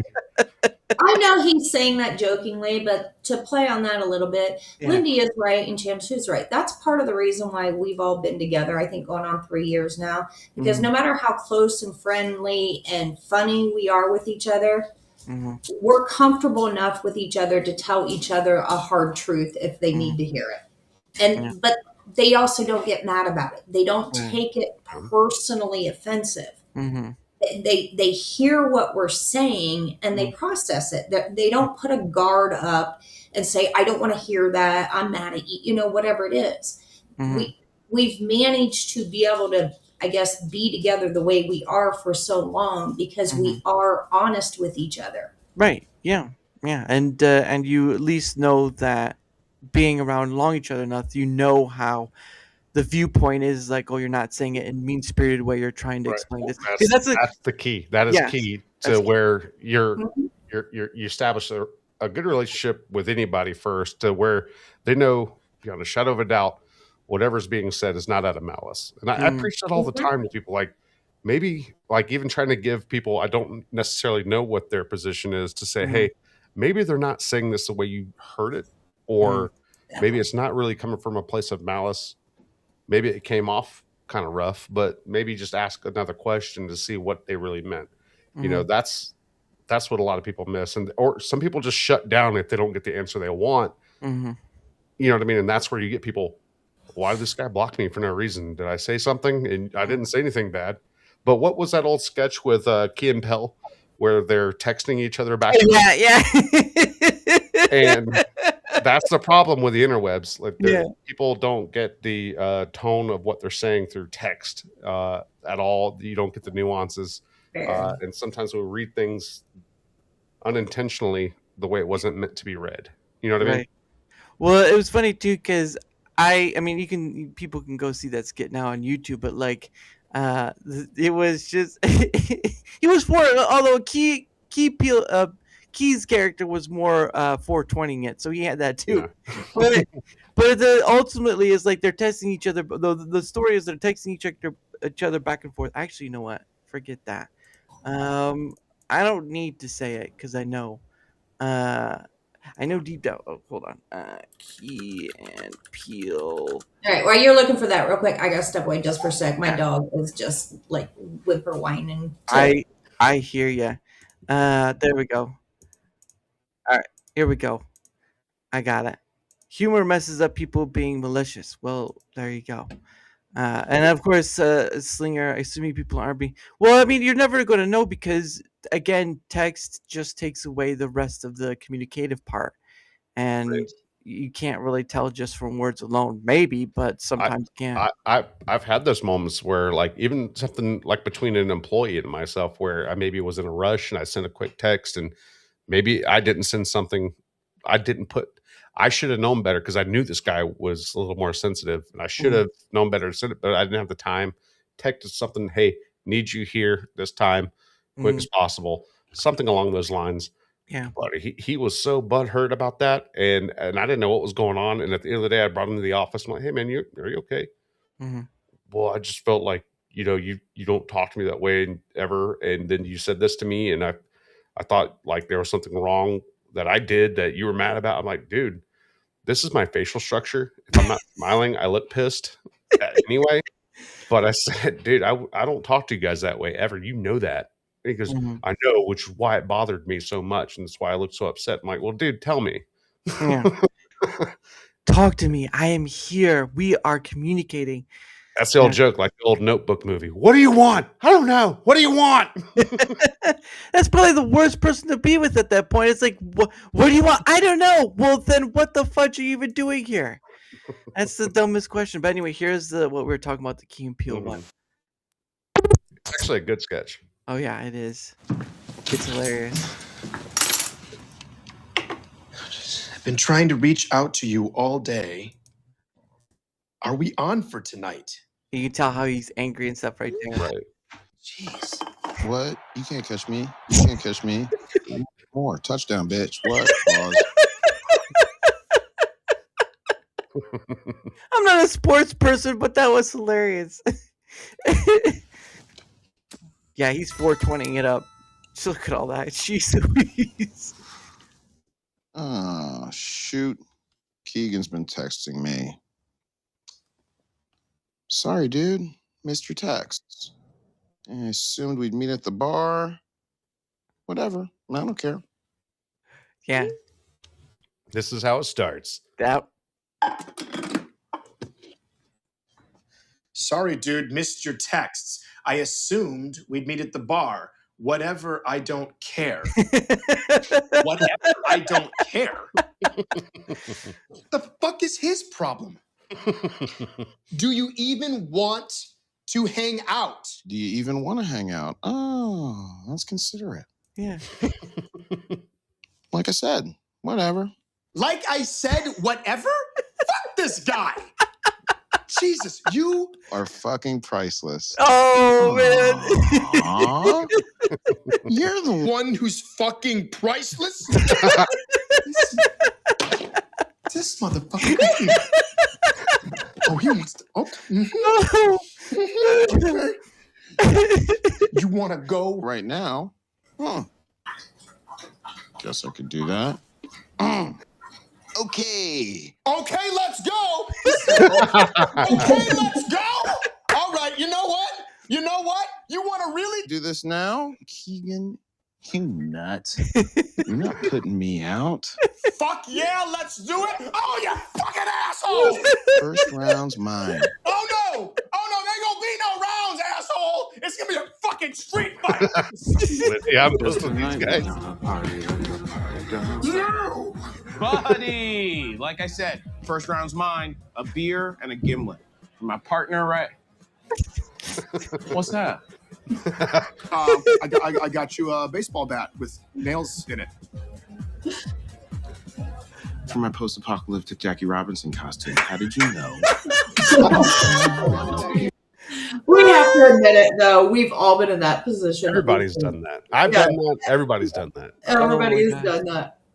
Oh, but it's such a good physical format to show what it actually is like sometimes, because you could have it for just about anyone, whether it be someone in a relationship, whether it be business, like you were talking about, so much else. It's just crazy of how that's right, I forgot I put the two for there we go. But it just goes to show you how easily because again, Key is Peele is the bald one. Key, I believe, is the non-bald one. Well, never mind. Anyway, racism, and they totally look different. Yeah, one just looks lighter than the other. But the point of the matter is, though, is that you can hear the tone of one side, and then the other side, under 420 influence, you can hear his tone. And so you get this back and forth, but the emotional part is stripped away, and they're reading in their own voice. And that's the other part of it, too, is they're reading their own voice in their own emotion. And in the mood they both started in. Yeah. And then it just exponentially just diverged from each other. Yeah. To where you think, why is this motherfucker pissed at me? I told him good morning. Yeah, there's been many times where I've texted something and the response back is like not what I was expecting, and I'll be like, I didn't mean it that way. Like, I'm sorry. I think you took like I think you misunderstood my tone. Like I really didn't mean it like to be hostile towards you. It's all a lie. She's an angry person. She's angry. Leslie sends me hate email all the time. All the time. I thought you were gonna say she like beats you in the email or something. Borderline. I kind of did today. I did send Oh no! threatening to beat him. Oh man, that would. I actually do have. That's weren't the words you used, but okay. We're paraphrasing what I said here. I knew it did come from a place of malice. That's what I knew. There you go. That's the best word right there. I'm paraphrasing. Like you could take out all the context, and all of a sudden you say, it's just paraphrasing what it said." You're leaving out a few words right there. Lindy says, "Hate affirmations." Hate affirmations. Leslie on a daily. Oh man. Oh goodness. Hate affirmations. That's the new one right there. I hate myself so much. Thank you, Leslie. Grr. I can't hate myself enough. Oh goodness. I could do that. but yeah, and it's not even just over text. It's like even on like using X as an example, right? It's fascinating and also disappointing of how people quickly jump the gun, and not only just and communicating with like if someone says something, but just like in the news part alone. Like I can't tell you how many times I saw people fall or fell for those AI videos, which were kind of easy to tell to a certain degree. Yeah. And not only that, but like headlines, like people will jump on headlines saying it's like the end of the world right here, and it's like that's not. Did you read it first off? Did you explore a bit? It's because there was one. What was it? There was a gentleman who was resigning from Anthropic, which is Claude and all that stuff, and people took it as sort of like a doom, AI doom sort of thing. But if people had read his resignation letter, it was just a guy saying, what, my time here is done. It basically condensing it down to like, or summarizing it to like, my time is done here. I want to pursue this something else. And he may have mentioned the words that people were harping on, but it was like a small line out of a huge, like two sheets of paper of all this stuff. And they're just like, did people not read this at all, or were they just taking the headline? They don't do their own fact checking, and that is a lot of people on X, where it can be even people that, for the most part, I ideologically side with, but they can still be wrong too. And I guess my most recent example is the Libs of TikTok account. About a month or so ago, she put out the video of the gentleman in Columbus that raised the Somali flag and presented it as if it happened that day. And I simply just responded back to her, this video is 3 years old. Wow. There's leaves on the trees and no snow in the grass. This didn't happen this morning because it's 6 degrees outside. There's no leaves on the trees, and there's 8 inches of snow outside in Columbus right now. Her response to me, she blocked me. That was the response I got back. I wasn't like trying to be mean about it. I was just simply saying, well, yes, the video is correct. This gentleman did do what you said he did, but he didn't do it when you said he did. And her response was, well, I'm going to block you. Like, well, they probably. Okay. I'm just trying to tell you, I live in Ohio. This wasn't today. I'm sorry. It wasn't. Yeah. Well, if you preface it with anything, they're just going to assume you're just a raging leftist, and that's why you get blocked. Yeah. So easy. It's so easy to, how people were scared or whatever of being labeled a Nazi, but now you have this other side of the coin too, where you could be deemed as woke or whatever, because again, the tribalistic manner is that it's no side is free from it. But it's been fascinating to me because in that regard of like, when they talk about legacy media and all that stuff, it's like, but that's, sure, you can call it legacy media, but that's transforming itself into the new media, right? You can have people who will use those type of headlines to get the views and clicks and all that stuff. And that's what it was. Yeah. Yeah. Because again, it's, for one part, community notes is a pretty great thing that has happened on X. It's been a nice ordeal, especially when AI videos come up and be like, oh, that's not a real video. But the problem becomes is that you can't fully trust videos in the sense that they're not real. It's just that they can be out of contextual order. Oh yeah, and that's all that was. And like I said, I wasn't hostile in it. Like I said, I ideologically, would fall in the same line as her stuff. But I was just, as somebody from Ohio, I was just, it was like, to me, it's like, well, anybody that lives in Ohio waking up this morning knows this video wasn't this morning. Like, there's 8 inches of snow outside and it's the dead of winter. Like, this video was taken at minimum in spring or summer because of the leaves and the flowers everywhere. Like, but that's all that mattered at the point was let me post something that riles everybody up. And that's the problem. Like, be right. Taking things out of, I don't care what side of the aisle you're on. Just be right. And if you're wrong, then don't get mad when somebody corrects you. It's okay to be wrong. Right. And taking things out of context is amazing for me. I need that because it makes me make funny things at my friends to make funny videos. Like we did with Beyond Formal, Mr. Brand. That was amazing. Taking him out of context was awesome, but it was obvious. And getting back to your point, and I've been like preaching this forever, AI is going to be the worst thing ever as far as what people are going to believe or what they're going to buy into based on their own belief systems. They're going to look for the evidence that justifies their own beliefs. It's going to get wild. And I thought it would be in like 2 years, but I think it's coming up in the next year where at some point, mainstream media legacy will start pushing out AIs because they're already to the point where I'm having a hard time telling, all right, was it freaking real?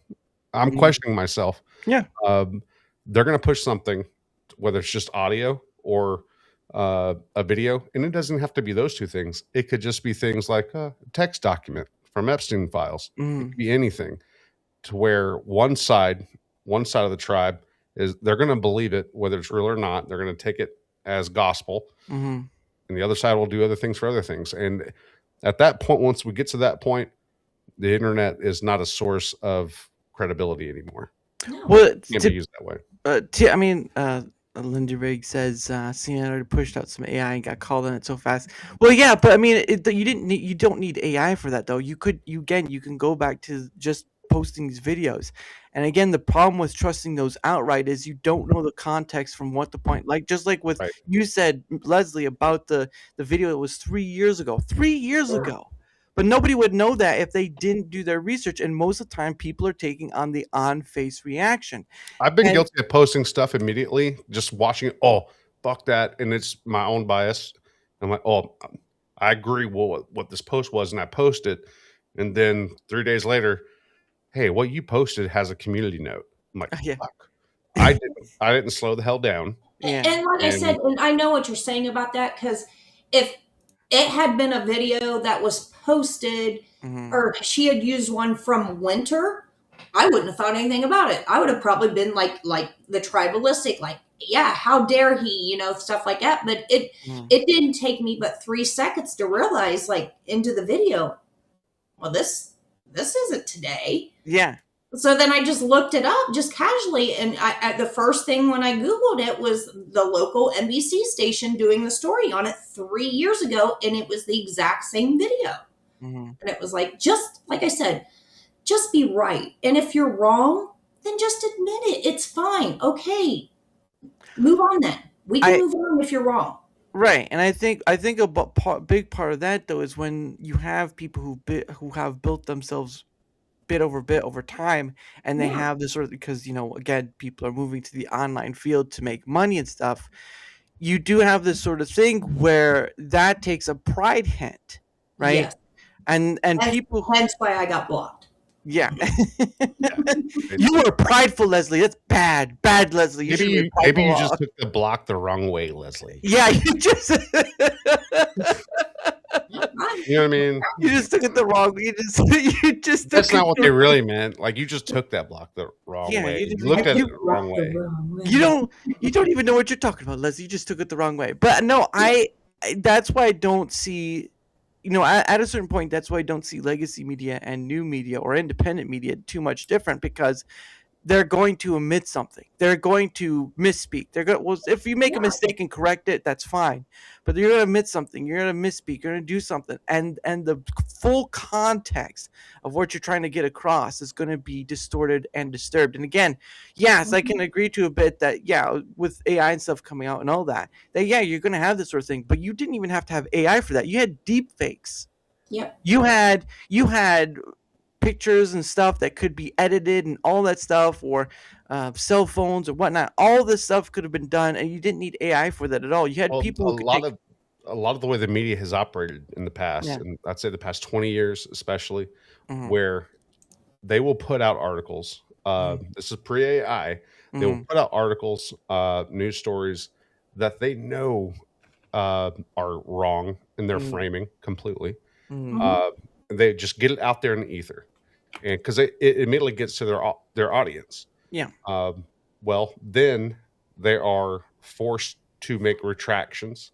If it's a news article, they'll do it 3 days later at the bottom or last page of an article. They'll put that, we made a mistake here, which no one will ever see or read.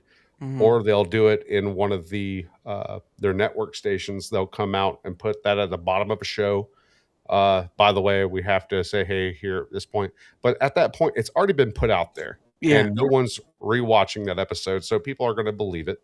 But it goes beyond that. It goes with media, like in movies we talked about as well. There are tons of movies out there that are types of propaganda that even though, the audience knows it's fictional, but it works off of their emotions. And like, especially historical era films that misconstrue what actually happened historically.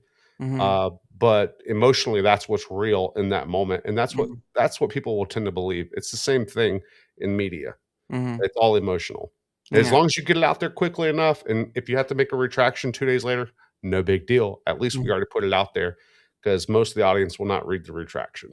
Yeah. Well, yeah, at that point, they'll already be emotionally invested and then move on. Right.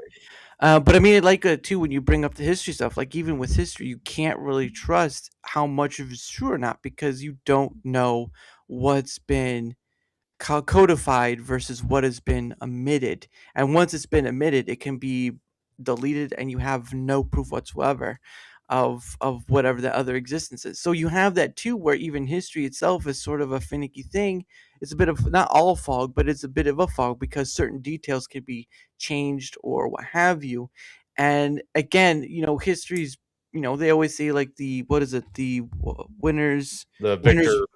Victor writes history or whatever. So if you have that sort of saying where that happens, from that you could almost conclude like how much of our own history is written by victors who will omit things, or how much of it is actually true.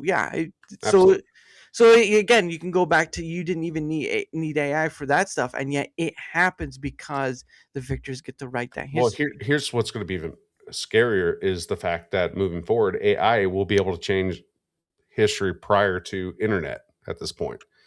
Oh, look at these new old films we found. Look at these new documents we found. All AI generated.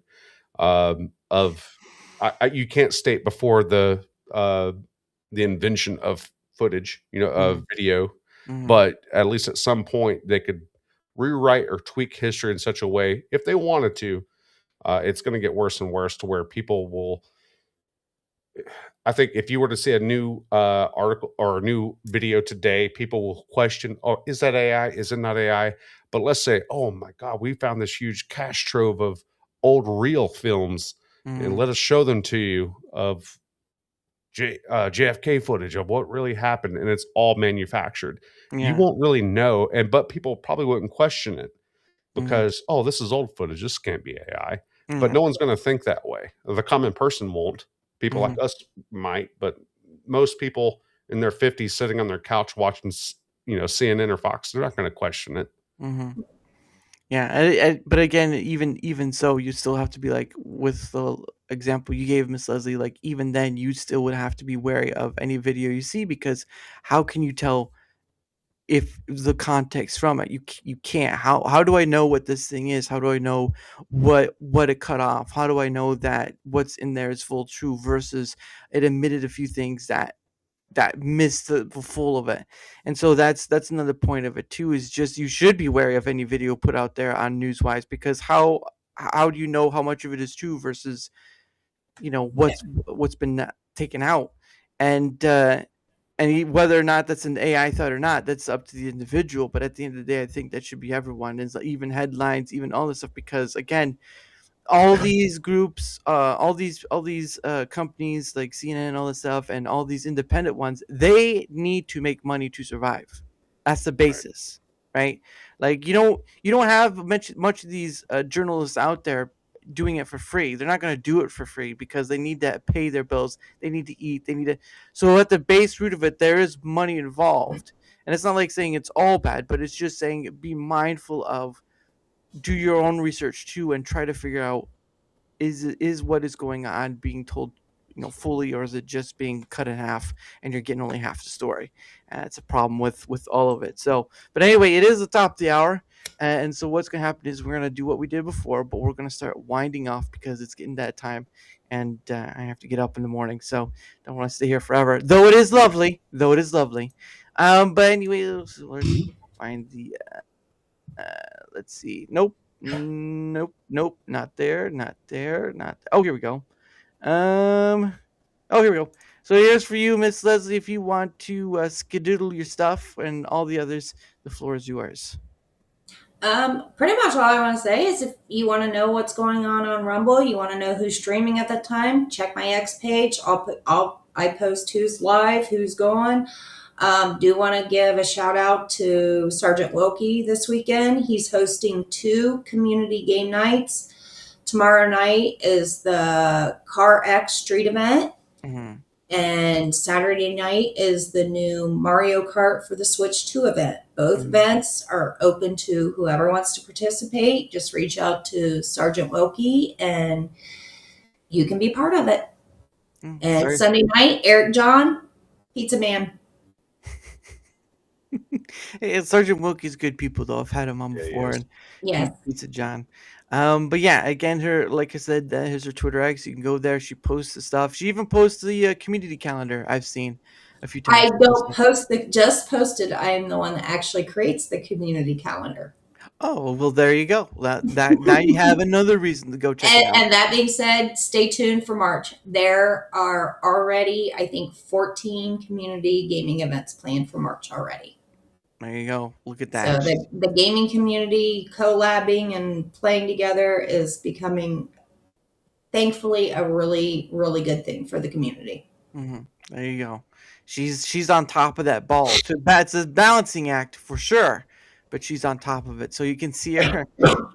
You can see her stuff right there, and it'll be both on the Rumble side and YouTube side. And of course, for the man himself, the man of 2 channels, or he's a channel, one of them. Yeah, 2. 2 channels, 1 channel. Like he has to have more than one, because sometimes we can all get a bit greedy. But his Twitter X is right there. Go ahead if you want there, good sir.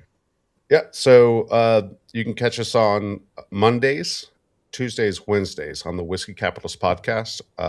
Mondays and Wednesdays, more of the current news stories of the day. A lot of jokes, a lot of good funnies. We have good after party Mondays and Wednesdays. Tuesdays, again, is just the documentary, or it's not just documentary, but we do chill streams where we'll watch something interesting, whether someone sends it to us or something we find. It's really, I love them to death. They're really fun. Other than that, if you click on my Rumble page, you won't see anything. That's why I keep telling people to go over to Whiskey Capitalist. That's where you'll pretty much see me. And the Tritards, that's the group with Charlie Horns, Sean Cav, Tim Tollman, Lindy Rigg, all the good peoples there that do a lot of game streaming. It's really fun. A lot of funny guys there. Mm-hmm. Yeah, and of course the link for that is right there too. The Tritards. It's Oh, right in here the. comes Ian. Oh, there he goes, right there. He's trying to give it like it is. Trying to give it like it is. All right, I go back up. Thank you, Ian. Yeah. Look at Ian doing all the work, doing all the work for you. He's supposed to be in bed right now. He's really sick. Oh, what? Should shame him. Should say, hey, sick man, get to bed. Shame. But again, both their links will be on both the Rumble side and YouTube side. So make sure to keep an eye out for that. But from my end of things, whether you're on the Rumble side or YouTube side, doesn't matter which side you're on. If you wouldn't mind leaving a like, sharing the content, leaving a comment or follow, anything it helps with that engagement factor is much appreciated because again, the engagement factor is all that likes and sharing the content and all that stuff. Because not only does it help in being seen more, like all content creators want to be, it also helps in having other people on, like Channel 2, like Miss Leslie, like Ian, like Tomby, like Slinger Games, like so many other people. Again, over 300 various guests, creator or not. Yeah, well, I did it sporadically towards the end of 2023, and then it wasn't until April of 2024 that I decided to do like what my calendar is now. Although it's not always filled, but still I can easily manage a solo show. But anyway, it helps with all of that because not only do you get to see people who are very chatty or talkative, but you also get to see people who didn't believe they'd have something interesting to say. And everyone has something interesting to say. They just have to be given the opportunity to do so. Because it's just how it works. I found out how it works, but some people just need that opening. Let's see, where is my? What are you trying to X account for the next one? We have some. Oh, there you go. Look at that. Ian's sick, and he's putting himself out there saying, "Hold on, we got some news." Let's get. Where is? I gotta roll back up. All right, where is it at? Aha, there we go. There's my link right there. There's my link tree. You can find all my stuff in there. Twitter X, email, link to Discord, YouTube, Rumble, all that stuff. It's all in there. If you need to know where I'm at, that's how you find me. And of course, I do promote a few things too. One is I am part of Proton's partner program. I promote Proton because I use it on a daily basis, but also because I promote it for the benefit of others. Because you hear those stories, right? You hear the stories about, oh, this company got hacked and all the passwords got leaked and all that stuff. Proton's pretty good about the privacy stuff. And again, you're on the internet, right? Nothing's 100% privacy. Nothing's 100% security. You're either off the internet or you're something else. So they offer a service where you can use, like, this for the email part. If you've never tried it out, they do have a free version, but this one, the link leads to like a paid version, but they have more info in here too. So if you want to know more info, you can go through that link, and there's an option to choose to either go with it or not, and you do save some money if you do. So I do like being able to help people, save people money if they do want to try it.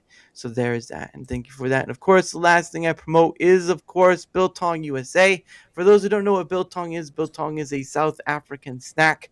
It's a like their own version of beef jerky, but it's a lot healthier for you than the store-bought beef jerky. So if you ever bought like what's that name brand one, Jack Links or something like that, isn't it? Well, isn't it made a little different too? It's more of a dry aged versus a smoke, right? Yes, it is a dry age. It's actually done in vinegar and some spices, like Celtic salt is one of the spices, and a bunch of other stuff. But it's more, again, it's a lot more healthier than what you'll find in a grocery store. Because you look on the ingredients on that list, and it's just maybe like 10 to 13 ingredients, where this one with Biltong is like 5 or 6. So, and it's mostly just like it's hold on. I got one still left. Hold on. I got one. So here you go. That's what it looks like. That's one of their bags. This is for Wagyu right there. All right. But this is basically their ingredient. Oops. This is basically there it is. This is basically their ingredient list right there. That's it. Yeah, I follow them on X. I always love when they post the pictures of like the beef right before they're about to put it like in the dry aging process and stuff. It just always looks so good. I know they I have tried some of their sausages, but I'm not really a big fan of it. So I like the biltong more. But like again, it's a family business. Like it's just them, the husband and wife and their kids helping out doing this. They're in Texas. If you are in Texas, you can actually go to a store they have there where they do sell all the stuff they do on their online store. You can actually go in and probably watch them make it, and they're great people. Nice. I've had Anton on. He's a great guy. He's South African. I've had a few South Africans on my show actually. Um, and it's just great to support, and it's made in America, right? It's made in America, and it's great America. to America and land of guns and oil right there, because they're in Sunset, Texas. So there's that. But they are a great group. Like I said earlier, I did put in my order today, so we'll see when that comes, because they are always so busy. So keep them busy, keep them going, keep them busy, because we want something like I'd rather see them something like this succeed, and it's much more healthier. So if you do decide to buy something, you can use code Dara for 10% off. That's right, 10%. I know people are like, but what about 50%? Like, you could get 0%, and then you get nothing off, and then that wouldn't be fun at all. All right, so don't be snooty. Bunch of snooty people out there. Oh my goodness. But anyway, they're great people, and I promote them for the kindness they've shown. Let's see. Of course, there is their shop. There is their schedule. Thank you, Neuro, for that. If you please answer the poll and share it with your friends. Oh, I guess you guys have a poll now. Big one. It's a big poll. Big poll. Big poll. Who wondered? But the question is, whose poll is big? We're about to find out. Yeah, go check that link out if your guys are able to. It's a we need the community effort in this. Really important. So if you have the time, if you're willing, click on that link, check it out for us, and hit the vote button. Yep. Yeah, it's greatly appreciated. It's more of does Channel 2 get more scenes in the Whiskey Podcast? Yes or no? Yeah, it's like, is he still allowed to be on the shows? Every month that will be the vote. Is Channel 2 still allowed on the show? They're gonna vote me out or not. I'm gonna vote. I'm gonna vote Channel 2 off the island. Son of a bitch. I've got the immunity aisle. You can't touch me. It's building up to some of the big news we have coming up. Okay, well, all right. Send a hi. Oh, hey, Victoria, how are you? I hope you're doing well. Down. Thank you for that. Appreciate that. Okay, so tomorrow at, of course, as we're winding ourselves up, tomorrow at 7 p.m. Eastern is the 90th Pay It Forward stream. For those who don't know what the Pay It Forward stream is, it is where I go around on the Rumble side, the Rumble live stream side, the whole collection of, not just like Rumble gaming live stream or Rumble crypto live stream. It's all included live stream, and I go around and I go a person per page, and we kind of see who's going on at the time, because some people will know, and some people will be new. More or less is because Rumble does just have a great discovery, and so it kind of helps, and some people get seen. And I've met a lot of people who've been on the show through that. My previous one was, her name's Luna the Unicorn, lovely lady, single parent to 7. So she's a really great person.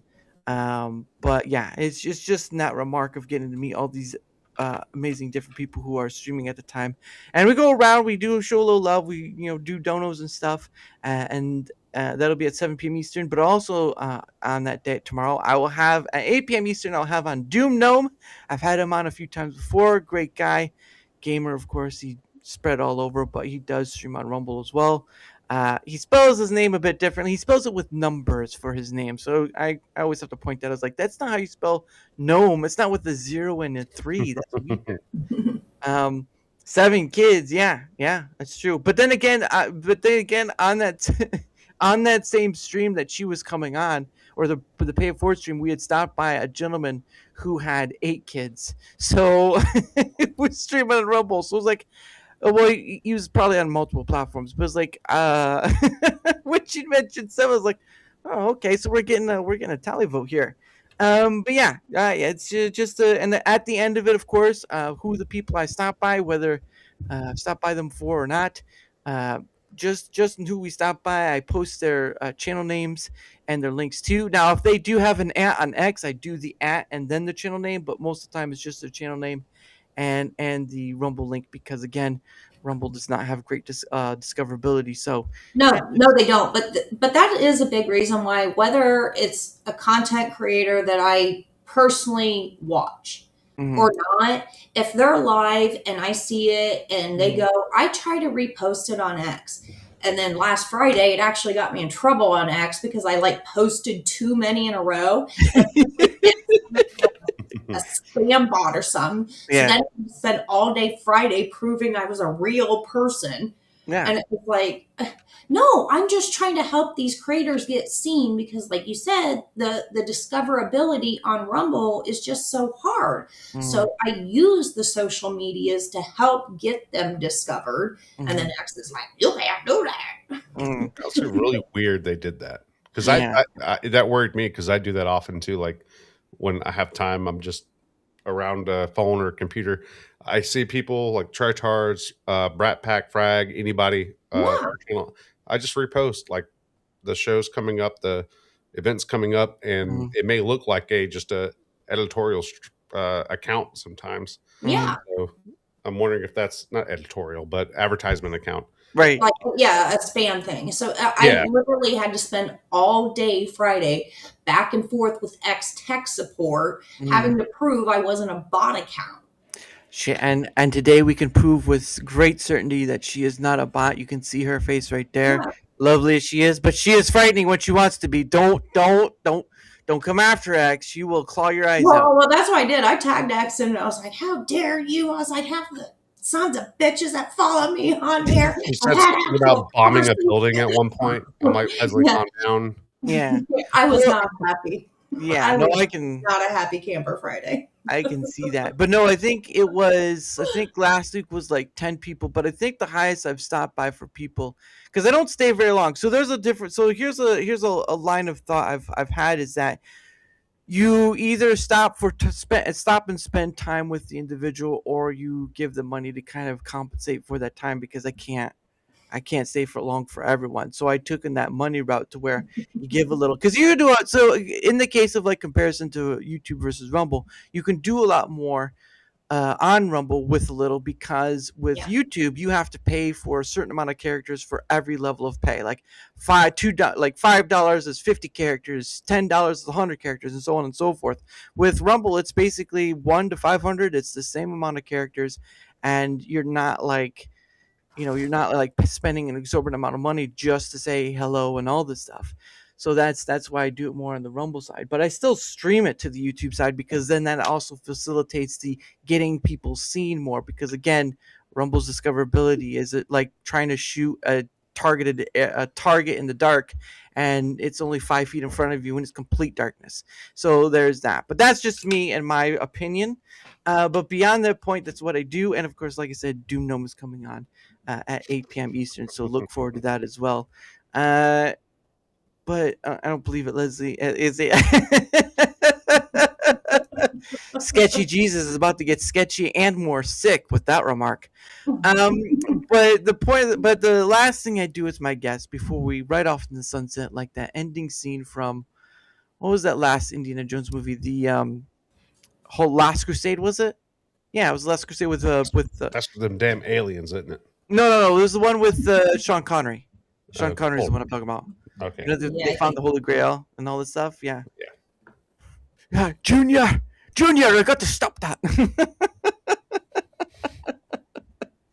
Oh, that was a good one. But anyway, I do something that's called questions from a hat, and of course, I bought a hat from Mumble right here, and I've put a bunch of questions aside. So what's going to happen is, because I have 2 wonderful guests on, the same question is going to count for both of them. So the same question I asked to one will be the same for the other. So that's how we'll do it. But if people want that last good Indiana Jones, well, people have a differencing of taste right there. But what's gonna happen is that of course I'm on YouTube, but I'm not monetized, so sorry YouTube, just can't do it. But if you are on the Rumble side, I am monetized, and if you want more than those 2 questions pulled from the hat that my guests get, then you gotta give a Rumble rant for it. Doesn't matter the amount. I've had people spam me $1 once before, but at the end of the day, if you want more than those 2, you gotta pay for it. But thankfully to our 2 lovely people who have given a half pint and neurodivergent, you get 5 questions total. You 2, how do you feel? I'm uncertain. How sexual is this gonna get? I reserve the right to answer anything I don't feel comfortable answering. I'll answer for anything she doesn't answer for her. Well, the question there we go. We'll do that. Yeah, the question is, have you had a prostate exam yet? Because that's somewhat similar. Is that one of the questions? God, I hope not. Is that a legit one? Because I'll tell you. I'd rather you no, not. Absolutely not.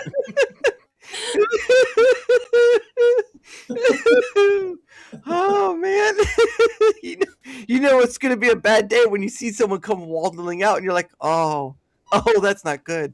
Yeah, I had a old manager he came in and told the entire company one day he turned 50 again, and that was his thing. He had a doctor's appointment and he never missed a day of work. He missed that day. Came back the next day. I have to tell you what happened. And he went into great detail. I'm like, why would you admit any of this to anyone ever? What's wrong with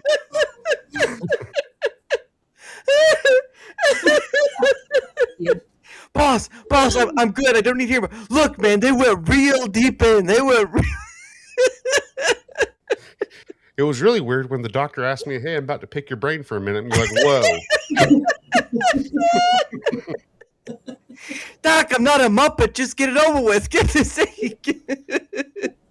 I don't know. Sketchy Jesus really gives some info here. Leslie gives prostate exams cross country prostate.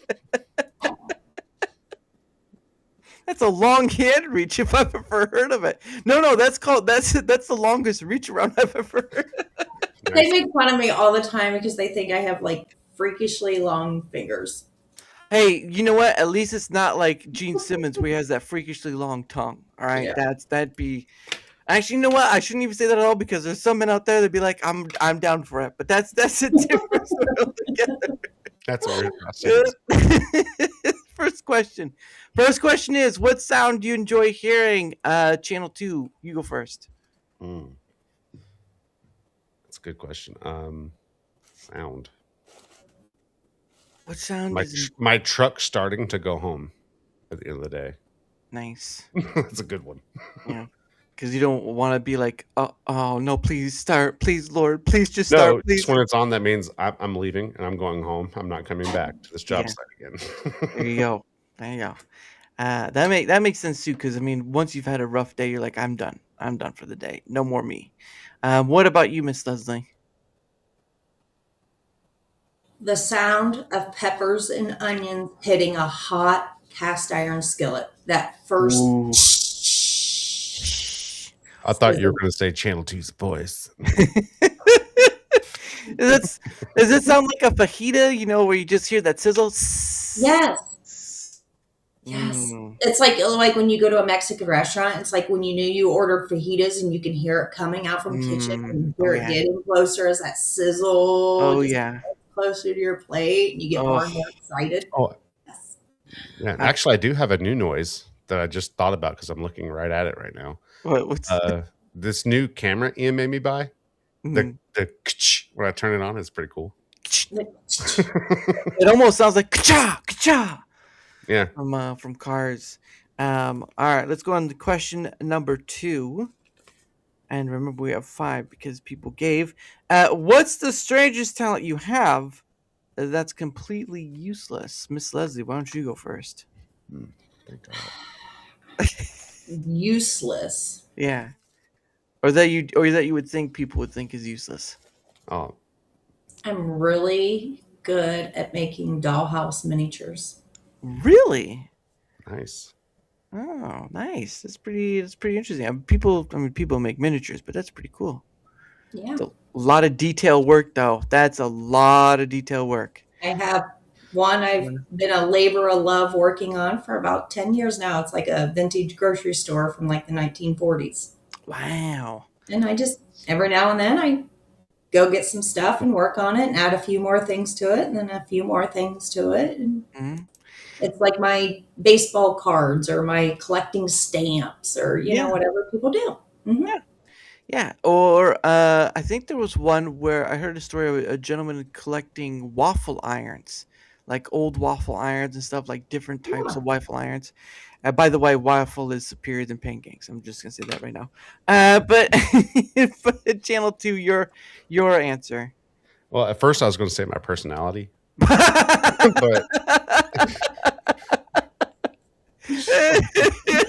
I fit still.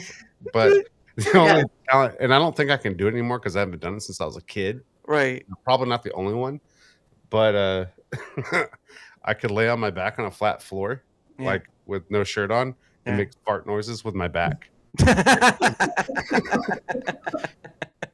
I wore size husky as a child.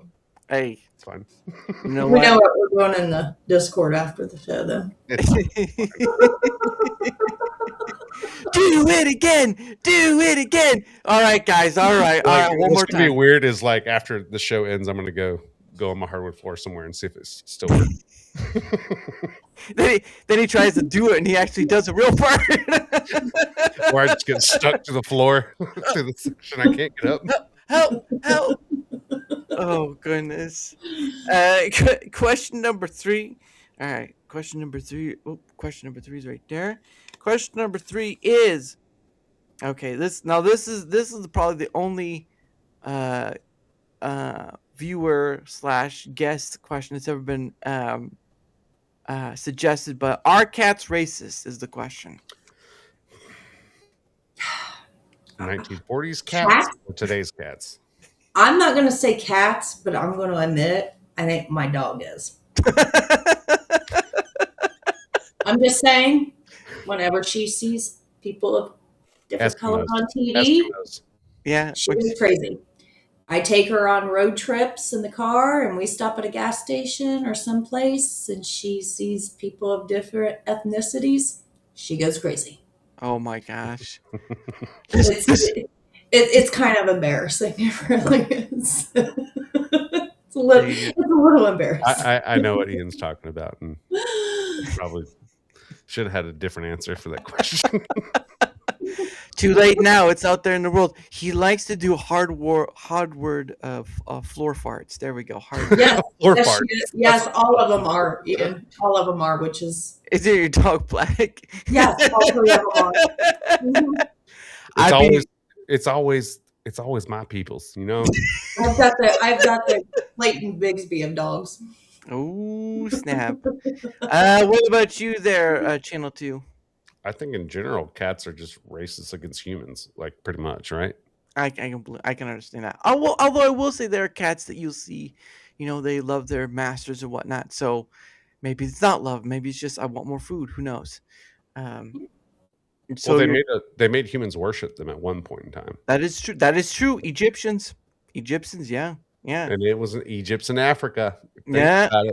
Yep. The first cats were like, hey, listen, these people, they need a god, and why don't we just use ourselves? So your dogs are race traitors. Cats suck. Hey, you know what? Cats may suck, especially when a hairball comes up. That's when they really suck. Ugh. All right, question number 4. Only one more question left after this, and that'll be it, unless someone gives a rumble rant. What's your least favorite color and why? Good. Channel 2, you go first. Teal. Absolutely teal. Why is that? Because all the duct tape I use every day in my company is teal. And I hate it.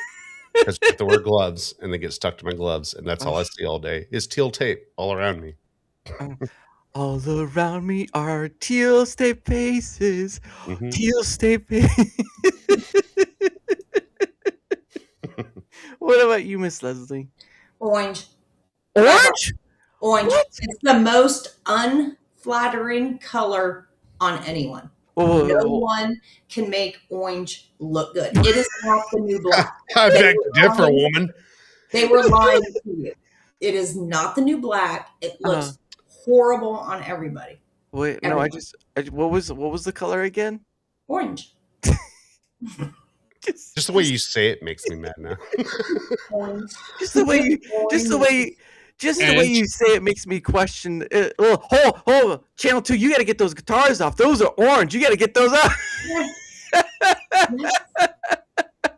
Wow. He just put them up for show anyway. Oh yeah, I did. That is true. Yeah, and then he said, "I now that I know her angriest color, I'm gonna keep them up there." She hates Trump so much. I heard she doesn't like nacho cheese chips because they're orange. She's a racist against oranges. What about you? Oh, that's right, Tio. I already got you for that one. But yeah, no, that's pretty hilarious. All right, that one's done. Now we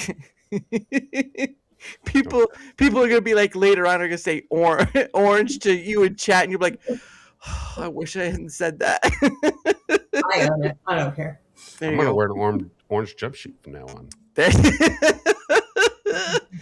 It might be against my will. I don't know. There you go. She says orange like Benedict Cumberbatch says penguin. Yep, that's true. That is true.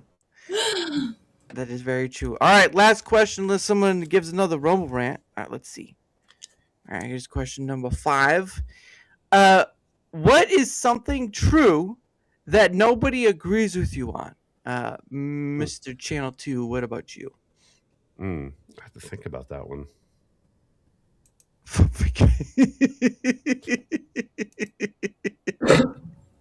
That no one agrees with me on. Yes.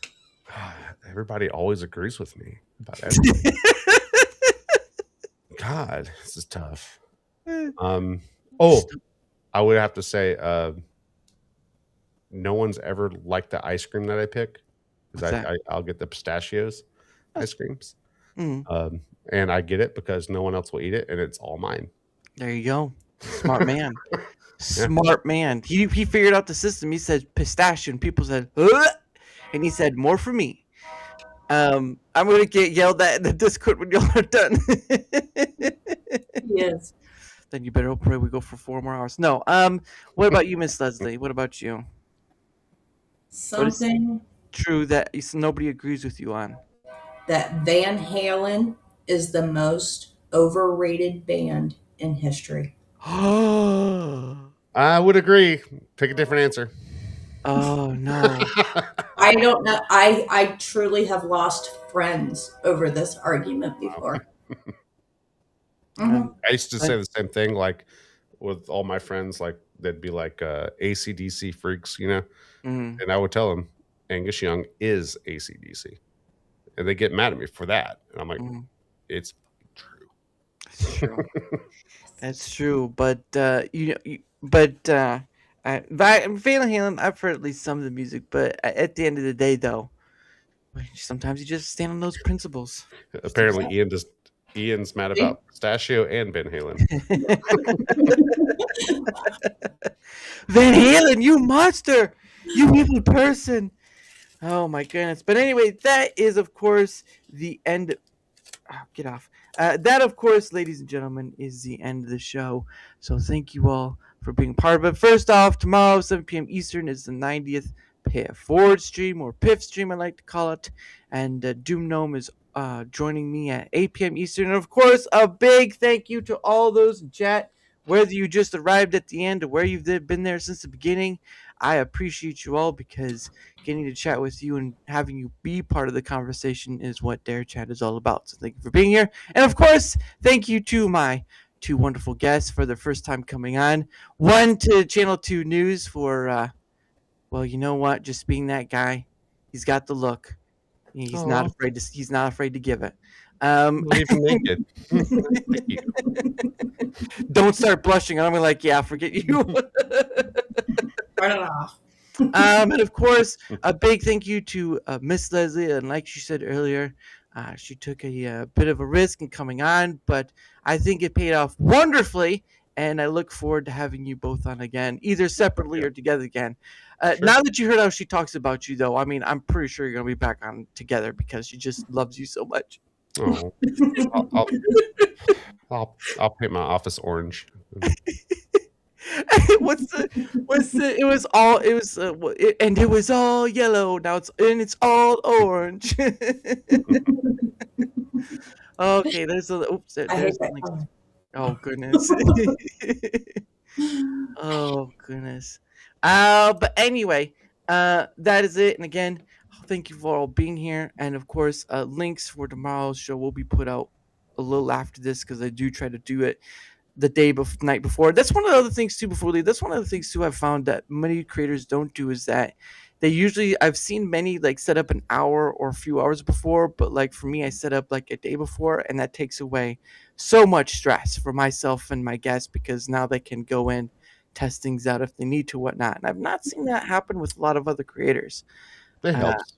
Yeah, it helps. Yeah, it definitely helps because you're like, oh look, I got a link. I don't have to worry about it more. Thank you, Lord. Because quick story, I was on somebody's show, one person I've had on before, and it was like, I don't know, it was like an hour before the show, there was no link.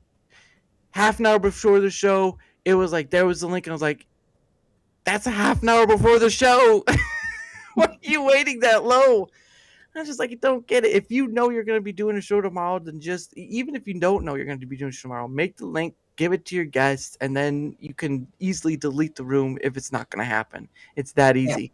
Technology. There's a few I know that don't post it until literally like 3 minutes before they hit live. Oh, that would scare the hell out of me. Oh, that's like that's crazy. That for me, that's just like that's more stress on your guests if they have guests than anything else. That's insane.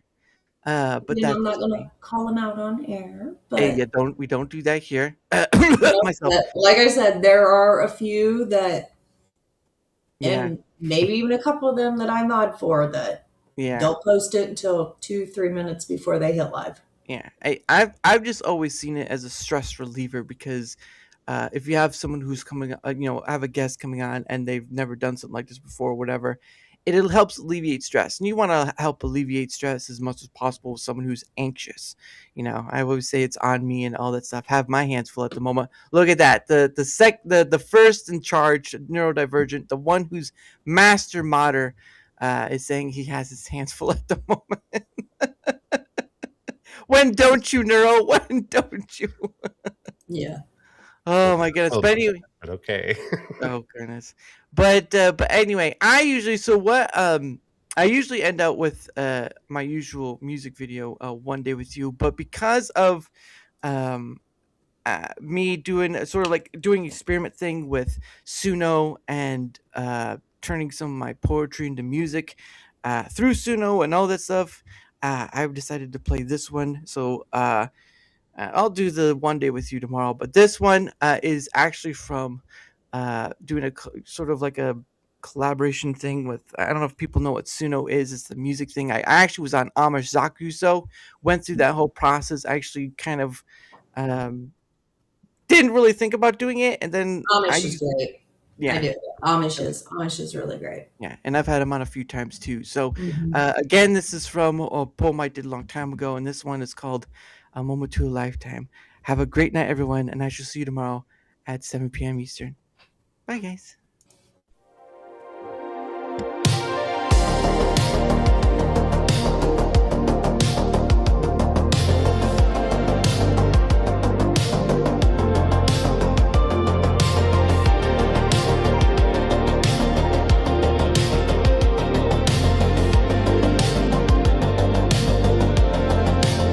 Give me a moment,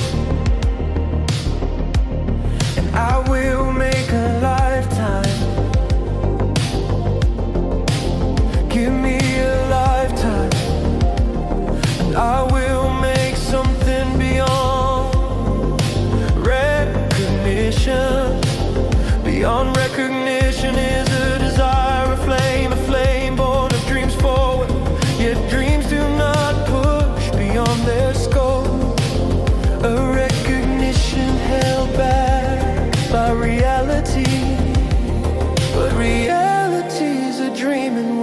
to come true, and be reality. So what do you wish? What is your desired reality? In truth, maybe not more. In truth, maybe it is. Only you can weave the dreams of wanting reality to form, and then, only then, will you create it.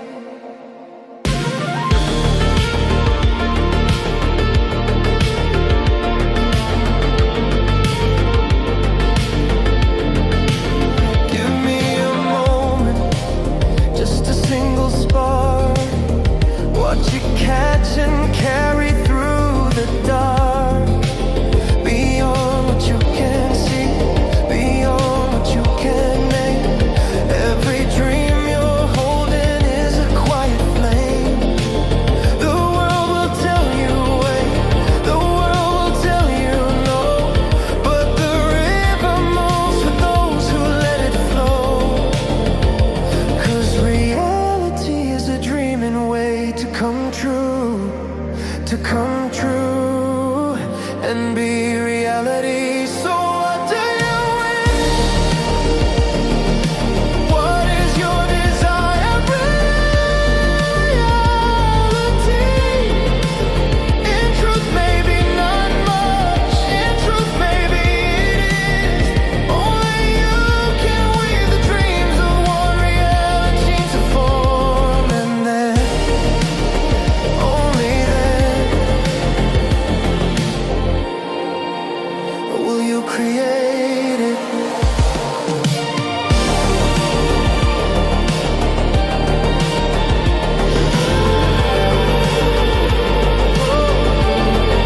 A moment to a lifetime to beyond. You already hold